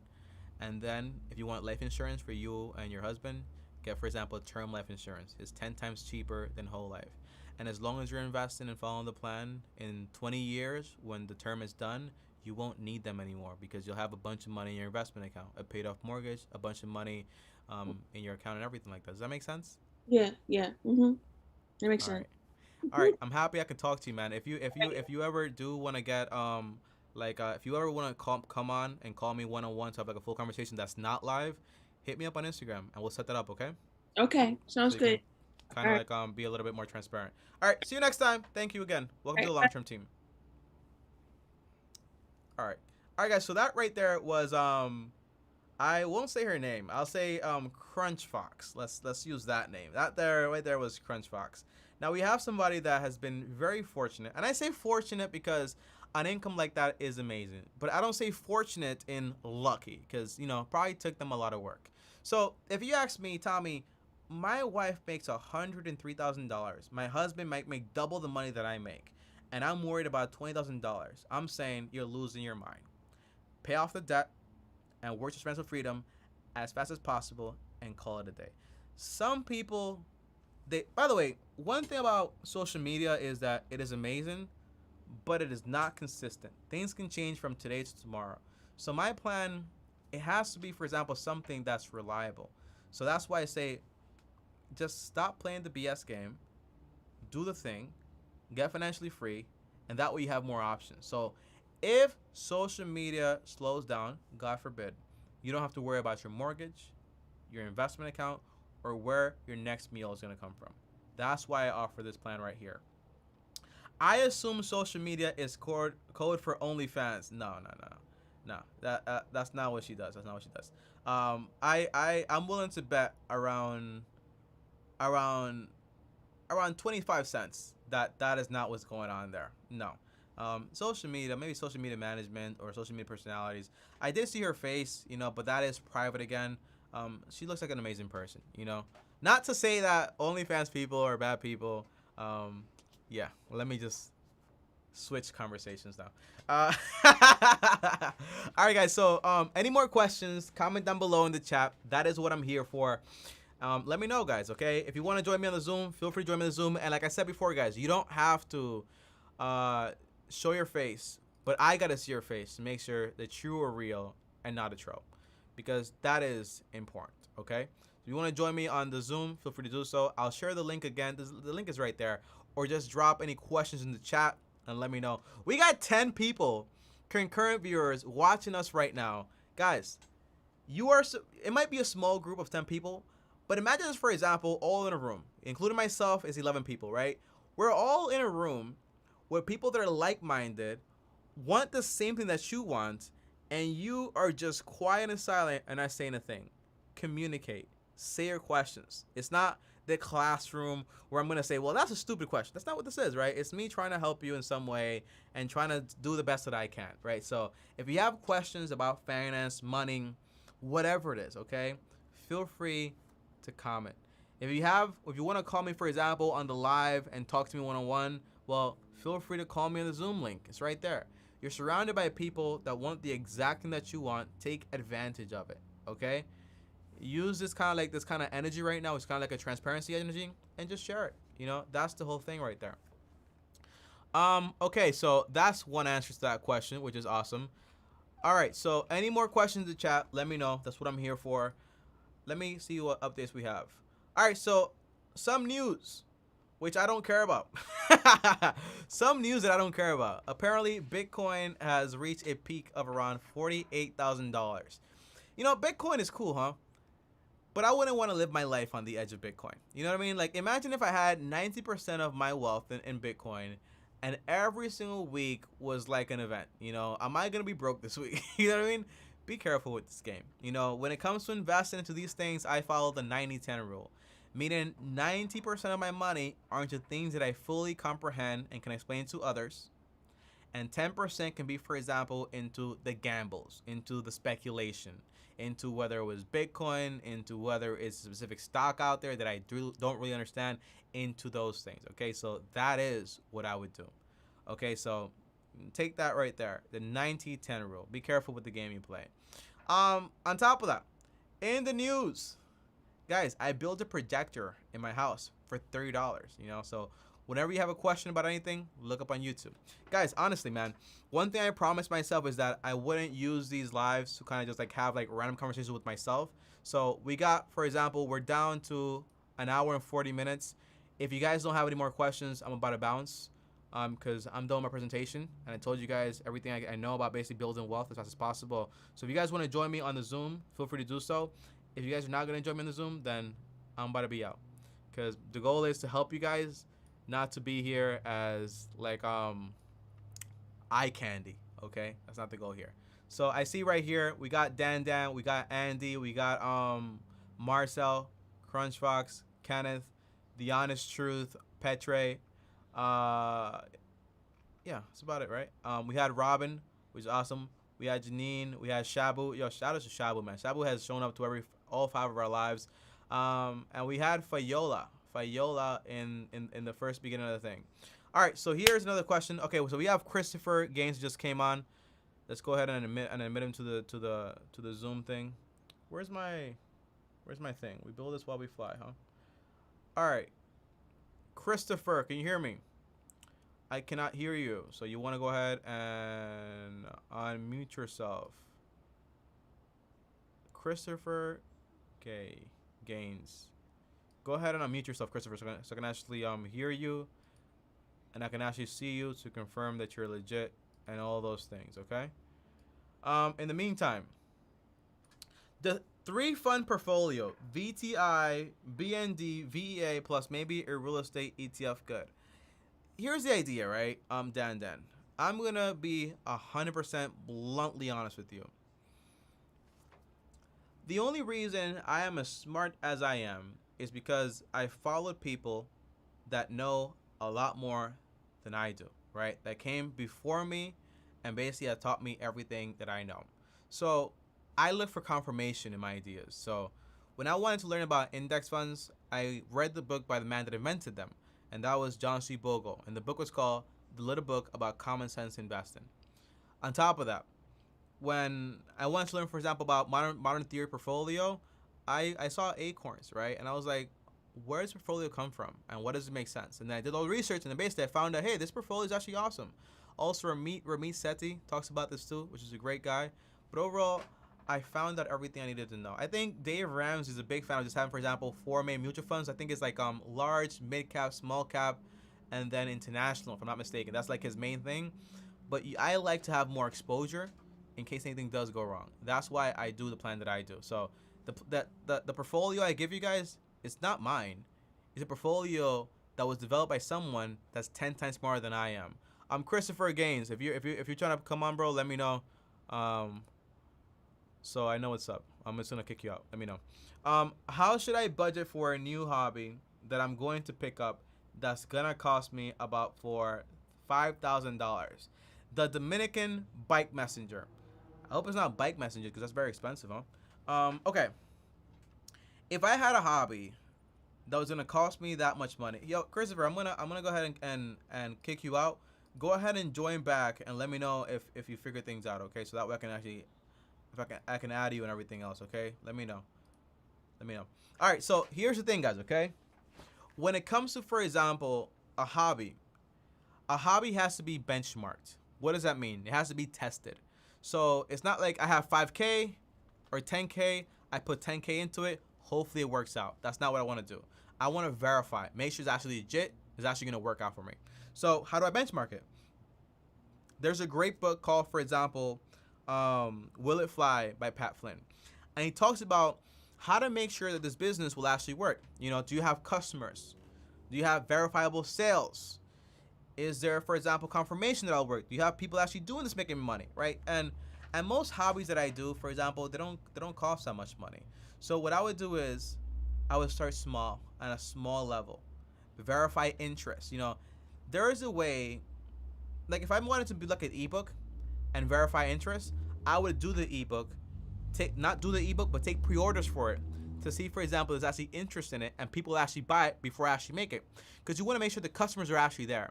So before I do that, get the $5,000, I'm going to make sure that the interest is actually there. How do I budget for it? The answer is, well, once, for example, you have your budget, shelter, utilities, grocery, transportation, you should have a surplus. If you don't have a surplus, you need more income. So increase your income. It's very important, for example, I prefer personally to have a job, use that money for a skill, and to have a job and then use that money for a side hustle, because the side hustle can take a very long time to have fruition, but a skill I know for a fact I can have, for example, in 2, 3, 4 years, and will give me $40,000 to $50K. So me personally, I would do that. Have a job, have my skill I'm working towards, and with my extra time, I'll do this hobby. That's what I would do. So save up money for it step by step. That's what I would do. But if I have debt, I'm paying off the debt first. I'm not gonna ignore the debt, and hopefully this thing, if it doesn't work out, I'm even into more debt. I wouldn't borrow the money either, by the way. So that's one thing. That's one answer there. Guys, final call here. If you guys want to join me on the Zoom, feel free to do so. If you guys have any more questions, drop them in the chat. This is the final call for all my guys here. Okay, we got 9 people. We had a great stream today. Any more questions though, because I'm down. I still got 50 minutes to go. Okay, let me know. Join me on the Zoom, or for example, drop a question in the chat. That's what I'm here for. So let me know. I'm gonna take a little break and then I'll be back. If we have questions by that point, I will continue. If we don't, then I'm out. Let's go ahead and cut to break.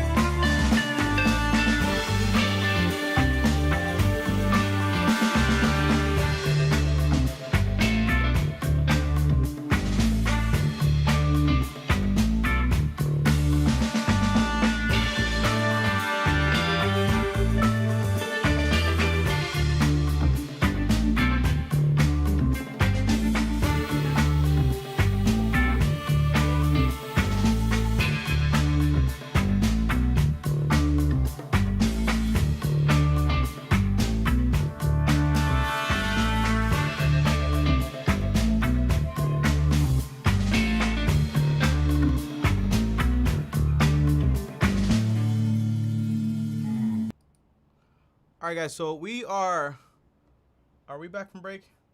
We should be back from break. Yeah, so we're back from break. Yeah, so we're officially back from break. I see some questions here. I do want to say something, guys. Okay, we got some people right here in the chat, in the room. Go ahead, guys. I want you guys to go to the latest video on the Tommy Bryson channel and go destroy the like button over there. It's a good video about not lending money to family. It's a good video. So if you guys can do me that favor, go over to the Tommy Bryson channel after this live and destroy the like button and say, yo, we coming from the live, bro. Support, support, support. Long-term team, okay? Let me know. All right, so here's a question here. You know anything about trucking as a hustle? Yo, thanks, I appreciate it. Okay, Michael A. seems to be the last question here. Question. You know anything about trucking as a hustle? The answer is, I used to have a client that had a trucking business, but it was only himself, really.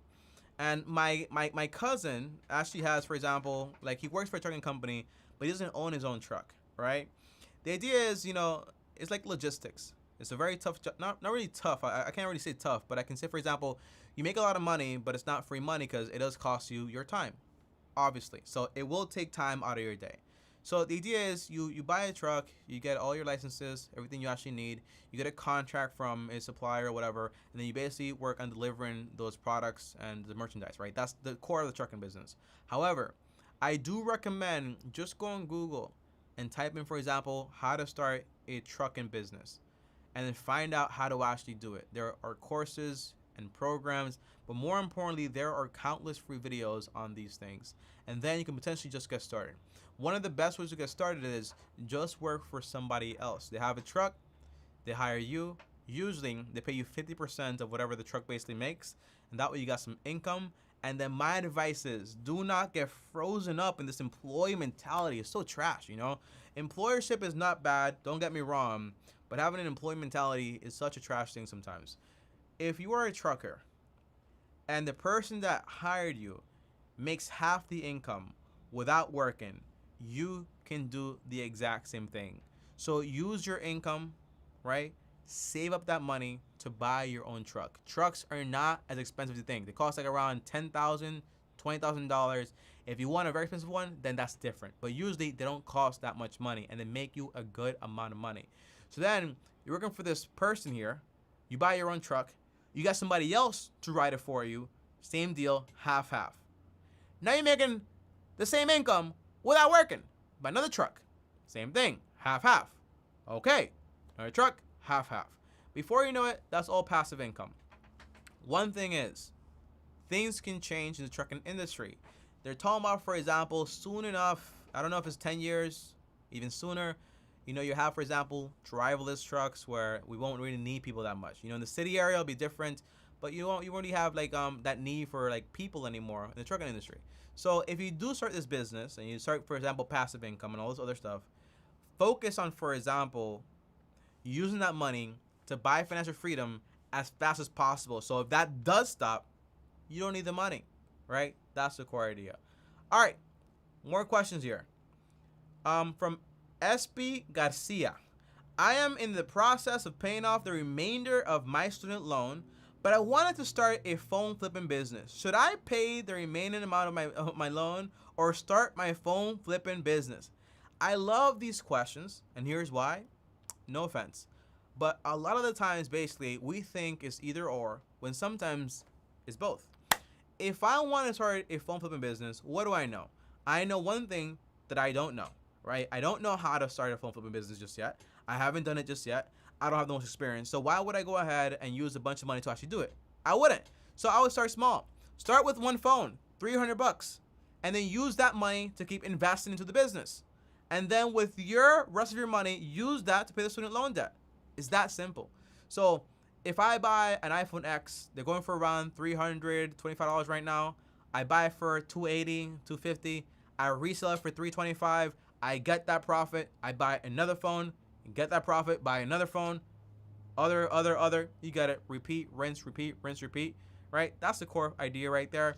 But then I continue paying my student loan debt off. Focus on the plan. The plan says budget, save $1,000, use the avalanche method to pay your debt. Once you're basically fully debt free, save for emergencies, start investing while you basically buy your home or save for the home. That's the idea. But don't complicate it too much, right? You can do both. Just start small. You don't need 1,000 or 2,000 or 3,000. But tell me, I need an LLC, I need a DBA, my taxes. You're probably not gonna make that many sales the first year. Honestly, I'm being serious, right? So just start small. Start small, step by step, but don't stop the momentum on your debt. Don't stop it. Next question. I'm planning on moving to a different state with my family. I haven't got any numbers from the family member. I'm going with how much they're going to charge me for rent, but I'm able to transfer store and make anything less, or should I figure out a new job when I get there to that sales when I go from there? All right, so that question, I don't really understand it, but it sounds like, Tommy, I'm moving out with my family members. They're gonna charge me money, but I'm able to transfer my current business over there. So do I keep that or do I get a new job? Again, a lot of these questions the answers are both. So if I'm going somewhere, and obviously I'm going to need, for example, to rebuild my client base, guess what I'm gonna do? I'm going to make sure I have a job lined up over there also, in case my client base takes me longer than I basically think it's gonna take, right? Because things don't really always go the way we want it to go. So what I'm gonna do is I'm gonna have a job lined up, and I'm also, for example, going to start my business over there potentially and building my client base step by step. Start small. Start things at a small level and grow them step by step. One more thing here. If you are going to move out somewhere with your family members and you're going to be dependent on them, make sure you have plans of independency at some point. right? It's very important. So save up for, well, first of all, pay off your debts. That's the first step. Save for emergencies. Pause there. Save for your moving out costs. And then consider moving out and starting your own life. You know, it builds a lot of character when you move out. Tell me about it. I just moved out 3 months ago and I'm a different person, like completely. It builds a lot of character. That's what I would do, okay? I followed his plan. I paid off my second loan a few days ago and now saving up again with money left over from previous savings. Being debt free is key. Take the leap and pay to save in the end. That's the idea, man. It's such a valuable lesson. You know, my plan before this whole thing was I wanted debt, because debt enables you to buy things you can't afford, and it kind of lets you buy them a lot faster. So my current plan took me years to get to right now, right? But if I wanted to, I could have had a house 2 years ago, maybe 3 houses by this point, right? But I would have had a bunch of debt, a bunch of problems. My income slows down, massive problem. You know, the goal is take things step by step and get to your goal as fast as possible, but not in a hurry. It's the difference. Dan, what are some ways an average person to lower their taxes? It's crazy how people like Trump are able to pay less than an average person. It's not really that simple, you know? Not at all. If I have a business, right, like Amazon, and I spend $1 million on, for example, acquiring new employees, new machinery, all these things, and I carry those losses for the next 3 years or whatever, and then I make a profit and I pay 0 in federal taxes, is that a bad thing? The answer is no, right? Because I spent a lot of money to actually get that. Tax savings are not like a end sum game. It's more like, it's not like you spend $1, you save $1. It's more like you spend $1, you save like 30 cents. So when you buy, for example, a car for the company, you're not gonna save the same amount of money, right? You're gonna save a percentage of that in taxes. So if you want to save money as an individual, it's risky, you know what I mean?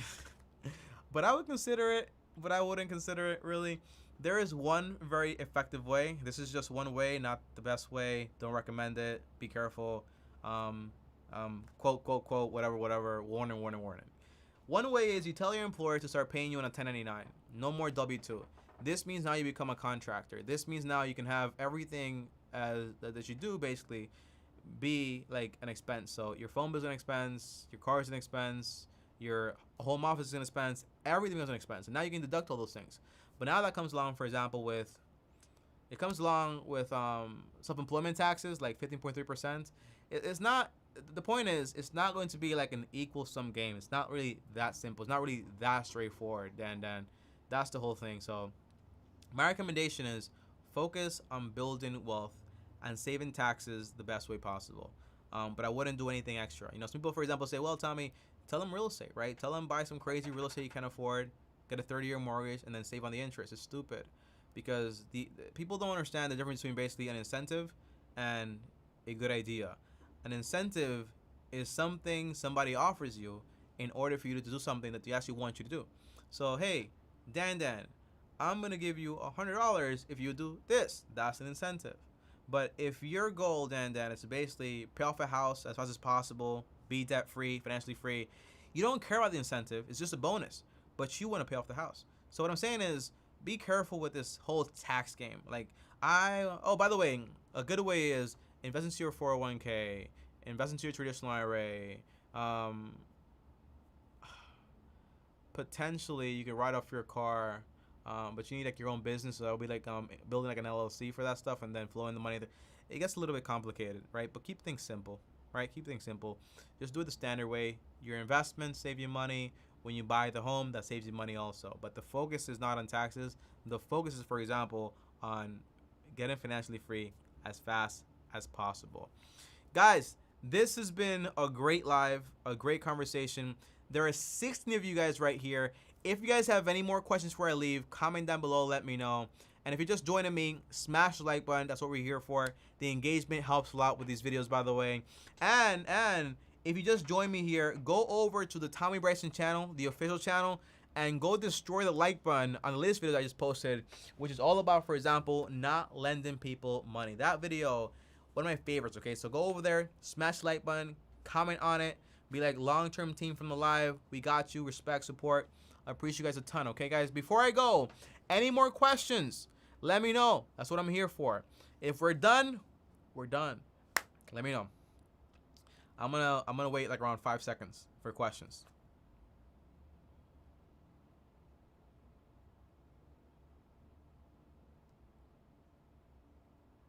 All right.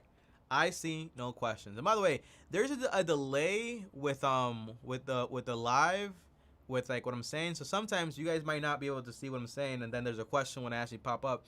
But I don't see any questions right now, guys. Okay. I'll see you guys tomorrow. Thanks for joining me, guys. Again, I love you guys. I appreciate you guys a ton. And thanks for joining me here. I appreciate it a ton, guys. For real, for real. And before I leave, here is a little lesson, okay? Get accustomed and build a habit of using your idle time to learn something. When you're in the gym, put a book on, Audible. When you're, for example, in your car, put a book on, Audible. Stay in a learning mentality. Most people stop learning when they graduate from high school or they finish college. They never read again. They stay stupid because everyone is stupid if you're not learning, because there's always something out there or someone out there that's smarter than you. So right now, if I never learned again, I'm stupid, right? So you got to keep learning and growing. Learn, grow. And this right here is like a part of it, because you guys come on here, you learn something new, and that's also awesome. But it's also very important to go out there, read books, or for example, take courses, or for example, hear audible books, hear audiobooks, or just do something that involves learning something. Never stop learning something. And if you hate reading, you hate learning, you hate education, which most of you guys don't because you guys are right here, obviously.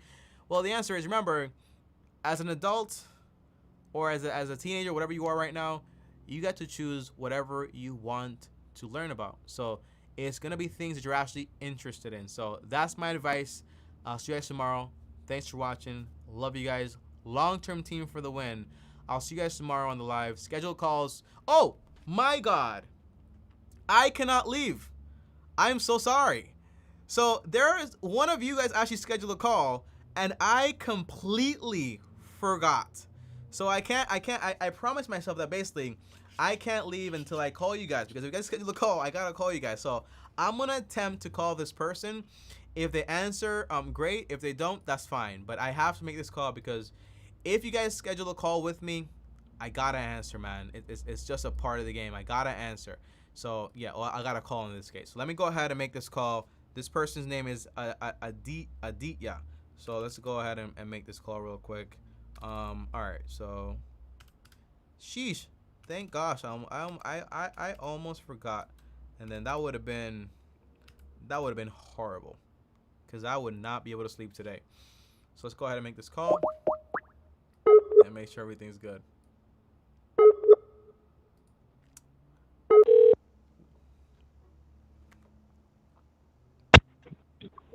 Hi, hello. Hello. Is this Aditya? Yes, This is Tommy Bryson. How are you? I'm doing good. How about you? I'm doing good, man. Just want to let you know this call is live, so so it's being recorded live. So how can I help? Hi. Yeah. Quick question. I'm 29 years old, so I'm working as a full-time You're how old? employee. 29. Okay. So the problem, what happened was last 2 years, last year it was very bad. My company got financially hit, and there were layoffs, and the problem was there was no hike for me. For past 2 years, they were not giving hike, and was They were kind not of giving like what? financially. Sorry? They were not giving you what? There were no hike? Hike. Yes, hike. What does that There mean? was no hike for. Hike means like a pay hike. Oh, okay. Yeah, salary hike. Yeah.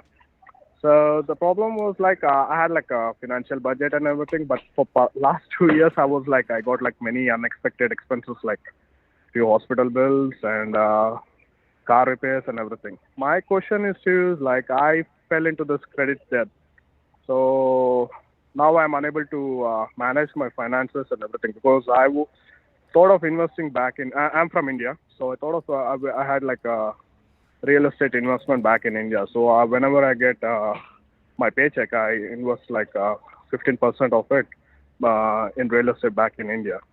So once I fall into this credit debt, I kind of lost all my finances, I and understand.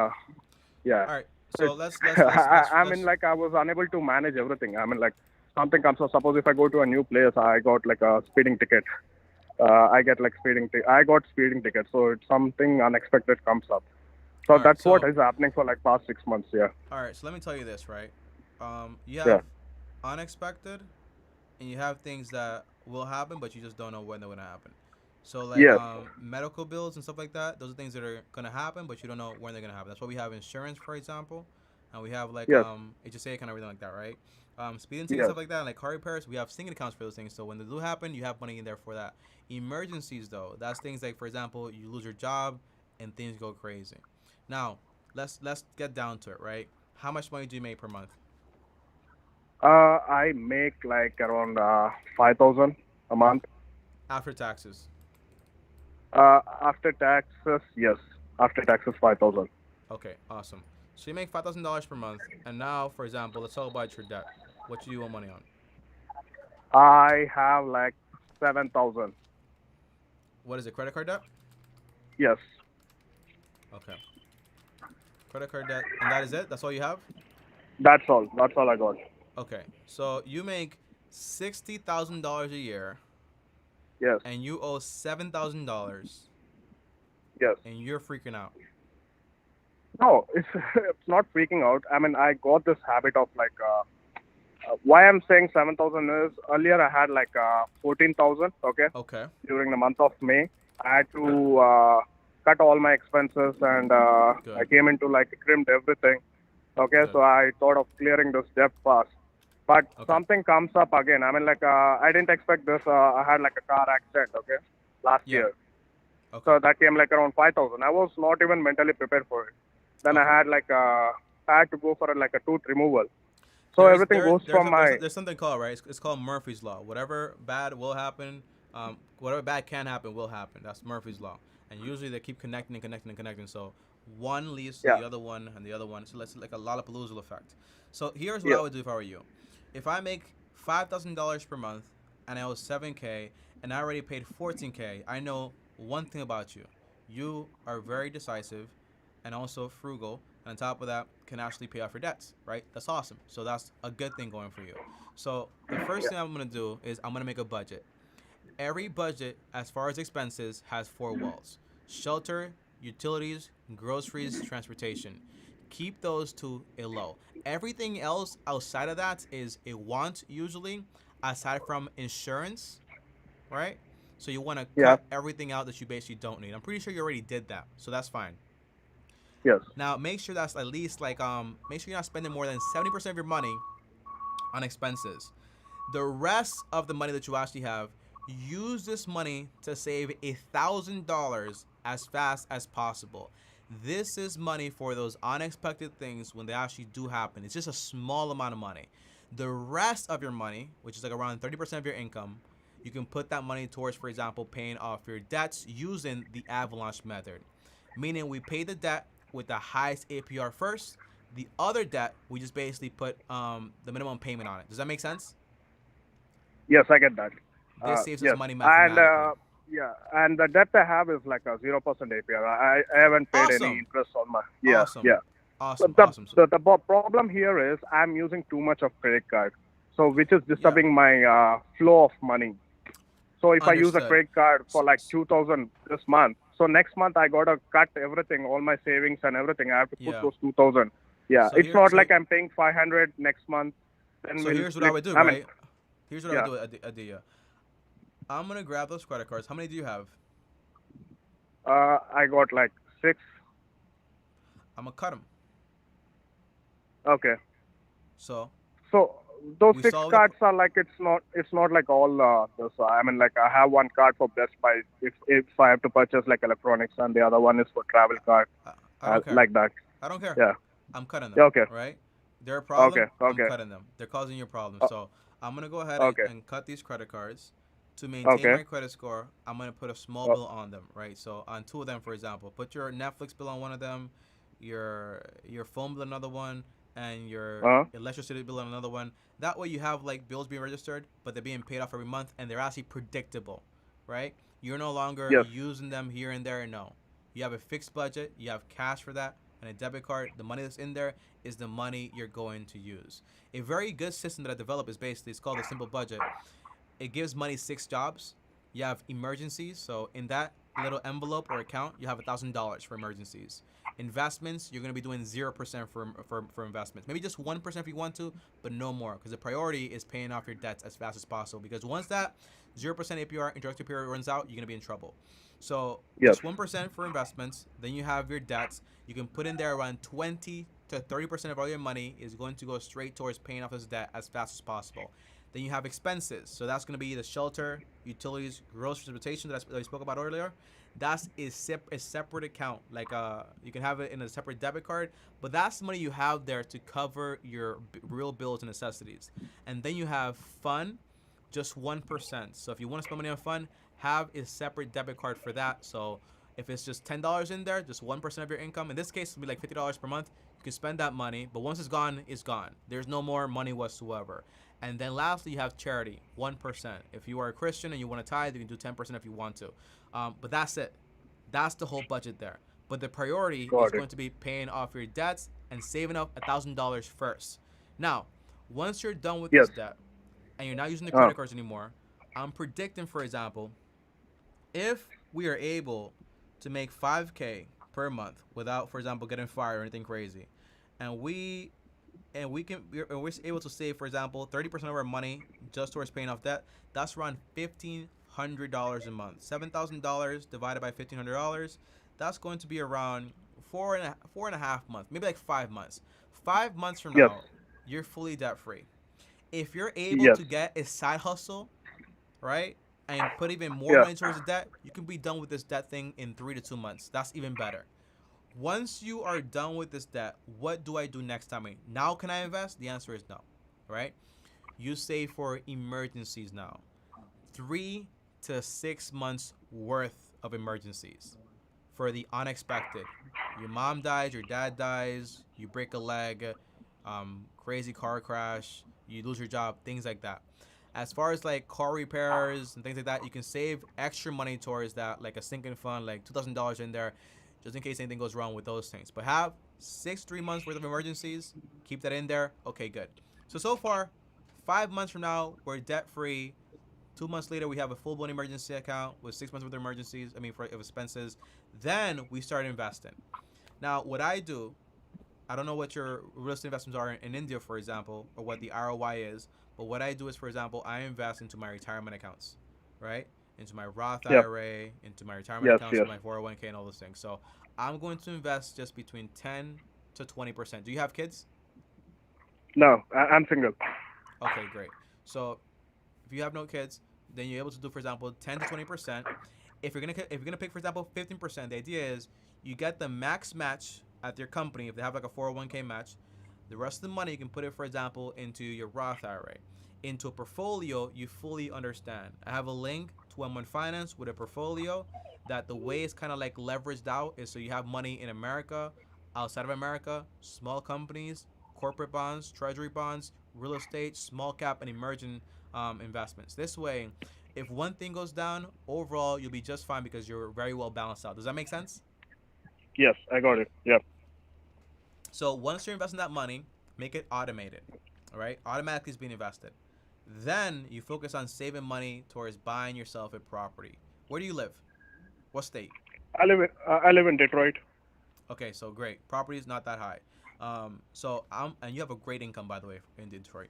So what I would do is I start saving money up for a property to buy my personal property. Do you have a mortgage right now, or are you renting? I'm renting right now. Okay, so if you're gonna be there for more than 3 to 5 years, consider buying. So what I would do is, what I follow is, when I'm gonna buy a property, I follow the 33% rule on a 15-year mortgage. Meaning the property I'm gonna buy cannot exceed 33% of my monthly income on a 15-year mortgage. including, for example, the mortgage, the taxes, insurance, HOA fee, and maintenance. This way, the property you buy does not cost you more than a third of your income. So you have extra money to continue investing, but better yet, extra money to put towards the mortgage to finish off faster. So now, what does this mean? It means 8 to 10 years later, you're fully done paying off that house. It means, for example, you're 29 today. By the time you turn 41, 43, you have a full-blown emergency account. You have money in your investment account. You have a paid-off home, and you still have, for example, you still have your job, right? So that gives you all the cash you kind of get from your job. You're able to do whatever you want with it. That's the scenario I'm painting for you. The emergency account is going to prevent those bad things having you to restart. Cutting up the credit cards is going to prevent you from having that out and going back into debt. Does that make sense? Yes, correct. Yeah, understood. That's what I would recommend. So, not to confuse you, step 1 is get a budget. Step 2 is save $1,000. Step 3 is stop investing, doing anything you're doing right now, and focus just on paying off your debts. Then save for emergencies. Does that make sense? Yes, got it. So, quick question. Should I cut off all the 6 credit cards, or should I have? What do you want me to do What I would do, with those 6 credit? not Yeah. what I would want you to do. What I would do, because the only thing I can do is just tell you what I would do from my point of view. If I had 6 Okay. credit cards, some of them are store credit cards, right? I Yeah. would probably keep 3 of them. I wouldn't get extra bills in order to keep them active. It's not just what I would do. You'll take a hit right now if you close them out, or they close them out for you, but it's just temporary because it's a closing account, nothing crazy. It's not like they're closing it on purpose or a charge off. It's different. So if you have a phone bill, cable bill, Netflix, recurring bills, put them on 1 on each credit card. If all you have is 3 recurring bills or 4 recurring bills, the rest of the credit cards, cut them up, right? Just don't use any credit cards at all. The other ones, leave them there. Eventually, the credit card company will tell you, hey, you're not using them, and they'll close it down for you. Sometimes they don't even close them down at all. So you have 12 months to figure that out. Does that make sense? Yes, I got wouldn't it. use Understood. them whatsoever because they're kind of messing you up. So just for a little flow, right? Because I can tell you like a visual person. I would have got it. 1 account to receive my money in. I would have 1 account that's for my spending, and 1 account for my saving, and 1 account for my emergency account. So that way all my money is separate and I'm not getting it mixed up. So this money here is for my expenses. I can't play around with that, of course. This money here is for my fun account. I can play around with that, of course. This money here is for emergencies, so it's only for emergencies. And this money right here, this account right here, just received the money. And by the end of the day, it should be at 0 because basically I'm going to be sending the money to the correct places. Does that make sense? Yes, got it. Yes. That's the idea, brother. That's the idea. And look, man, it happens to all of us. But if you do this plan, you'll be better prepared for when it does happen. I'm not promising you that you'll do this plan and basically nothing's going to happen to you. The answer is I'm promising you that basically when it does happen, you will have money on the side to handle business. Does that make sense? Yes, completely understood. Yeah. All right, brother. Any more questions? No, sir. Thank you. All right. I'll wanna say do the same thank you. thing. Thank you again for calling me, man. And welcome to the long-term team. If you have questions or if you've fallen, for example, into like some trouble with this plan, just like give me a call, okay? Sure, definitely. All right. Peace out, brother. Thanks again. Thank you. Yeah. All right. Bye-bye. All right, guys. So that right there was a great example to why I say stop playing this credit card game. To why I have this entire plan, because life does not go your way. Remember what I said, guys? Let me see who's in the chat right now. Drop a 1 in the chat if you're still in the chat, so I know who's in the chat right now. Drop a 1 in the chat. But if you guys remember earlier, I was like, yo, I want to make sure you guys don't start investing and then have to relapse because you didn't have emergency money and you didn't pay off your debts. This is that. This is what I don't want for you. So you start investing, build some passive income here and there, but then before you know it, you got to relapse and do the whole thing over. That is what I want to avoid. So guys, that's about it. I got one more question from Marcel though. There are many ways to make passive income online, but which way would you say is simplest for a beginner? Hashtag long-term team. Yo, Marcel, great question. Elizabeth, hello, how are you? One thing is this, man. Passive income is great online, right? But it's something you build on the side. So focus on getting like a job, building a skill. With your extra income, you can basically potentially build up a little business on the side. There's a great book on this, okay? I'm not gonna give you an idea. I'm gonna give you ideas. So a great book on this, I'll look it up right here. It's called 100 Side Hustles by Chris. I think it's Chris Guillebeau. I forgot how to spell his name, but it's Guillebeau, something like that, right? 100 Side Hustle by Chris Guillebeau. Yes, it's a great guy, man, great guy. So this right here is the book. I'm gonna show you guys right here. Let me just cut over to it. Yeah. How do you do this cut? Let me go ahead and do this. 1 second, guys, okay? Because we build this while we fly, so I can't always get everything perfect. So right here is the book, guys, okay? This right here is the book. It's 100 Side Hustles by Chris Guillebeau. I'm gonna go ahead and click it. Maybe it opens up the full page. Yeah, but here it is right here, guys, okay? It costs around $5 in Kindle, and then like $14 the hardcover. It's a good investment. It gives you like over 100 different ideas when it comes to side hustles, if that is what you want to do, right? And without quitting your, look at this, guys. 100 side hustles, unexpected ideas for making extra money without quitting your day job. I hate this quitting my day job thing, man. Quit your day job once your hustle makes you enough money. But guys, that is it for this video. Again, thank you for watching, guys. Appreciate you guys a ton. As always, shout out to Kenneth, Marcel, Elizabeth, Dan, Andy, the Dominican Bike Messenger. I hope I knew your name. SB, Michael, all of you guys, man. Crunch Fox, all of you guys, man. Appreciate you guys a ton. As always, thanks for watching, and I'll see you guys tomorrow. Long-term team for the win. Peace.